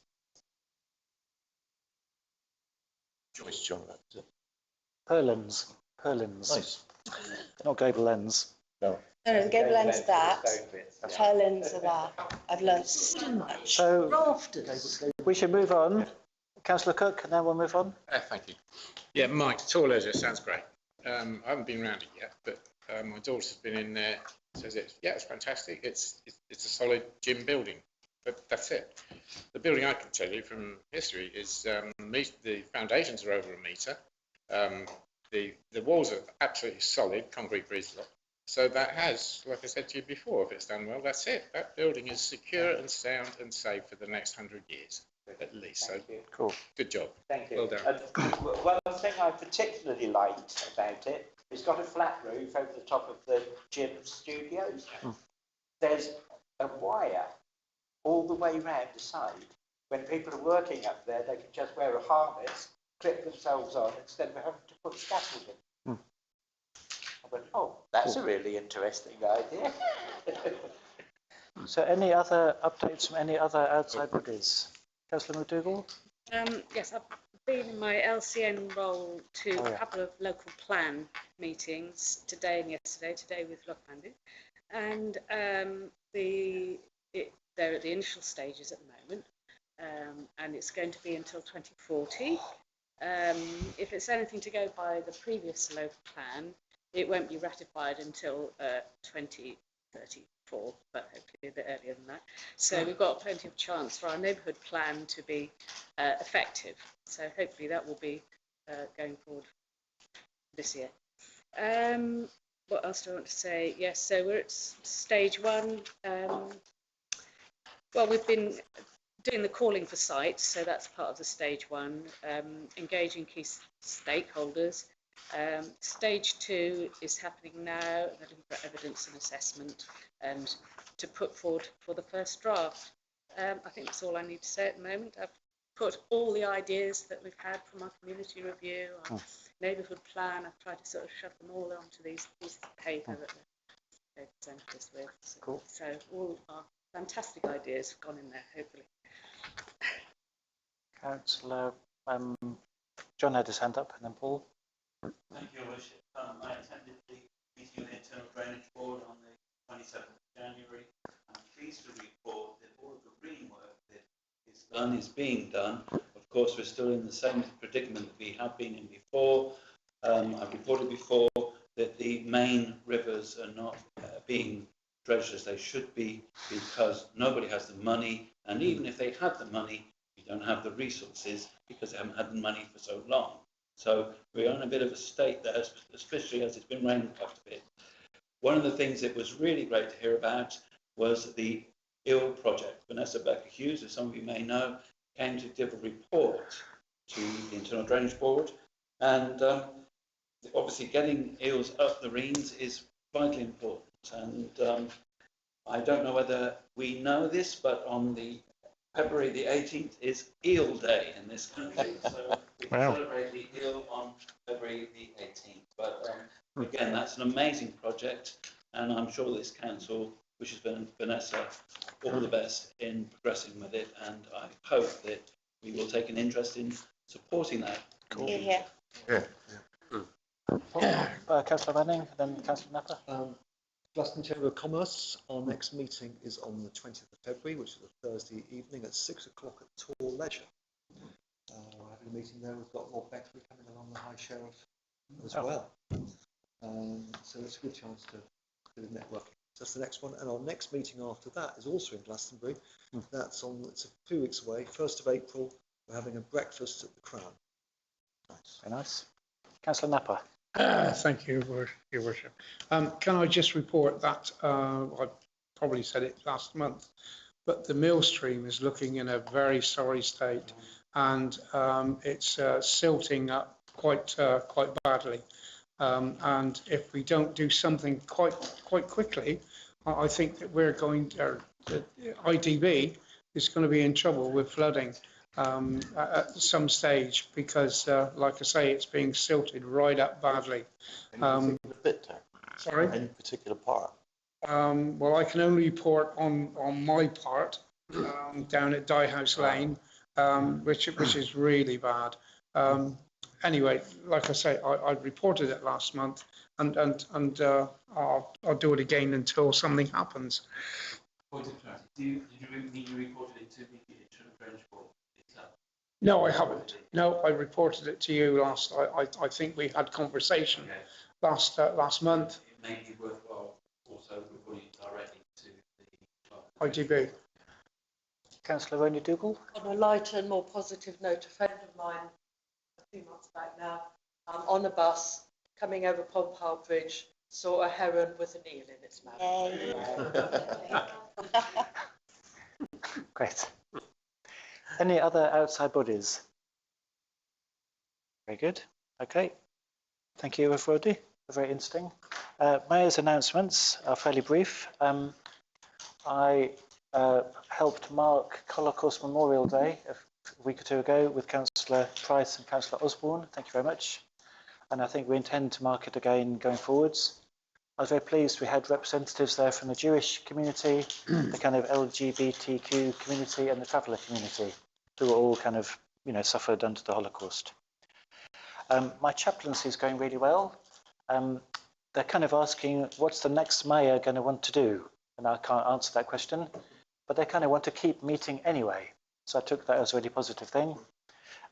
Whatever the next mayor wants is up to them. I went to an event last week with Rob Beckley, the High Sheriff, who is handing over in March to his next High Sheriff. It turns out they choose the High Sheriffs 5 years in advance. I don't know if you know this. They kind of alternate the 5 districts of Somerset, and it's 1, 1, 1, 1, 1. So the next High Sheriff, really nice woman called Janet Montgomery, who's going to be installed officially in Wells Cathedral in a couple of weeks' time. There's a big service everyone gets invited to, and she takes an oath or something. She lives in an extremely posh place called North Cadbury Court, overlooking Cadbury Castle. Seems a very nice woman. And just lastly, this coming Saturday, my concert's coming up in St John's Church, which you'd be most welcome to come to. It should be good if you like sacred music and a particular mixture, Christian music, Sufi music, Indian, Hindu music, and kind of goddess music. Yes, that's my announcements. Any questions on that? Nope. Consider any items for news release. If I may, Chair, actually just correspondence, communications and announcements just before we do news release, if I may. Yep. Oh, yeah, sorry. Councillor Manning and Councillor White touched on some of the work that's happening over at the Bailey's building, but just on behalf of BERT, Beckery Island Regeneration Trust, there's a native tree and hedgerow planting day planned for the 23rd of March from 10 a.m. That is to improve and increase biodiversity and improve the environment over around that factory site, and it's one of the first sort of engagement events that will happen. So I know Councillor Much is helping in terms of sourcing trees and hedgerow.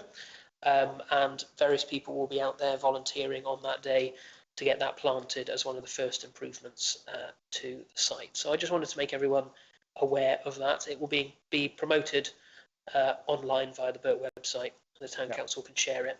I just wanted to make everyone in the room aware so you can put it in your diaries. I unfortunately am on a plane on that day coming back from a trip away, so I can't join, but please do, if anyone is available, go along and do some tree and hedgerow planting. Cool. Thank you, Chair. The latest on that, I got a quote from Chew Trees, where we got the oaks that are opposite the Premier Inn, and it was an astonishing £4,000, which I imagine is a little bit more than we were thinking in terms of, isn't it? That's to do that area by the Bailey's building. I just saw that this evening. It just came, they're very quick. Back, well, blimey, bit much, isn't it? Yeah, I think if you have a discussion with Alderman Tucker, yeah, and I'm sure you'll come to a decision where you're going to get the trees from. But that's the tree planting day that's planned, Chair. Cool. Any items for news release? News release. Oh, we can do any councillors? The award, the civic awards, I don't know, use release, but a request. It's definitely an invitation, isn't it? Invitation, yeah. Really to talk about the buses? probably is. I think it's not too early to say that we're supporting that. Hopefully, if other parishes pick up on it, it's not just them being told you've earmarked money, but they actually see it publicly. Yeah, good idea. Certainly do that. I will do a reminder for the Civic Awards, but certainly a press release about supporting the local bus services would be a good idea. Okay. Are we taking over our town market at all? Oh, certainly can do. Very good. Town crier. Yeah, I was just looking at Ricky, quite a few. Town crier. Yep. Thank you, and we're on the lookout. Okay, cool. I've noted those. Moving on to review actions arising from the meeting. Oh, I use a 4-colour pen so I can mark off my actions, and then I don't use the green during the meeting, Chair. In terms of actions, so there's going to be a meeting at 6 p.m. next Wednesday to discuss, Tuesday, I can't read my own writing, next Tuesday of the Asset and Service Devolution Subcommittee to go over those bits of land. I will sign and return the grant funding agreement and seek to get the Community Ownership Fund money for St Dunstan's House as soon as possible. We are going to consider the role of town crier and look to appoint another one, so there'll be the working group meeting to consider that. The market policy and terms and conditions have been adopted along with fees, so that will get updated, and you delegated to me to make any non-material changes in consultation with stallholders.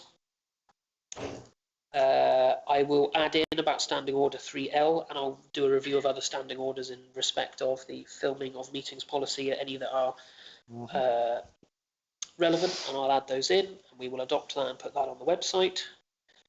We are going to be doing a regular newsletter, so I will communicate that with the team, and we will look to release our first one for the 1st of May. So please, councillors, consider if there's anything even now you might want to consider for that that newsletter. We're going to support in principle the bus service to Castle Carey with seed funding, and actually a resolution previously that I couldn't remember what it was because I literally just wrote who proposed it and who seconded it, was administering the grant for the LCN, so I'll do that in consultation with the local community network. And other than doing the news releases and any other operational decisions, that's the actions I've noted, Chair. That's quite a lot. Thank you. Yes. Some months you give me a lot to do, other months you're kinder to me. And you're off on holiday anyway? 16th of March to the 23rd of March. So, Councillor Cousins? There was just a point of clarity, I suppose, around this. Now we've adopted a new policy around filming, etc. Perhaps on our YouTube channel, we should have, with every time we post something, a copyright symbol, the date to this town council, and then say copyright in line with and the policy. Okay. Maybe even have a URL link to that policy, so that people will be able to see what they can and can't do with that. Brilliant. Thank you, Councillor Mudge. With regard to the town crier, with David retiring, should we award him something about him never charged any money, which surprised me? And I understand there was an allowance available for each appearance he made, but apparently he never did he? The agreement, Councillor Mutch, was that in the past the town council purchased his regalia, but the town council never paid him an honorarium. He could charge for private appearances, but he didn't charge for a private appearance. He requested a donation to charity when he attended say a shop opening or a wedding or something along those lines. So that's something for councillors to bear in mind for a future meeting, Councillor Mudge. I just wondered if it would be a nice thing to make some kind of presentation gift to him. Yes, so that's something to consider at a future meeting, Councillor Mudge. Right. We will consider it. Yeah. Okay. Councillor. Just with regard to what Ian was saying, we've got this key, haven't we? We could always give him the key. Yeah, it's something that will come to a future meeting for you to discuss. Great.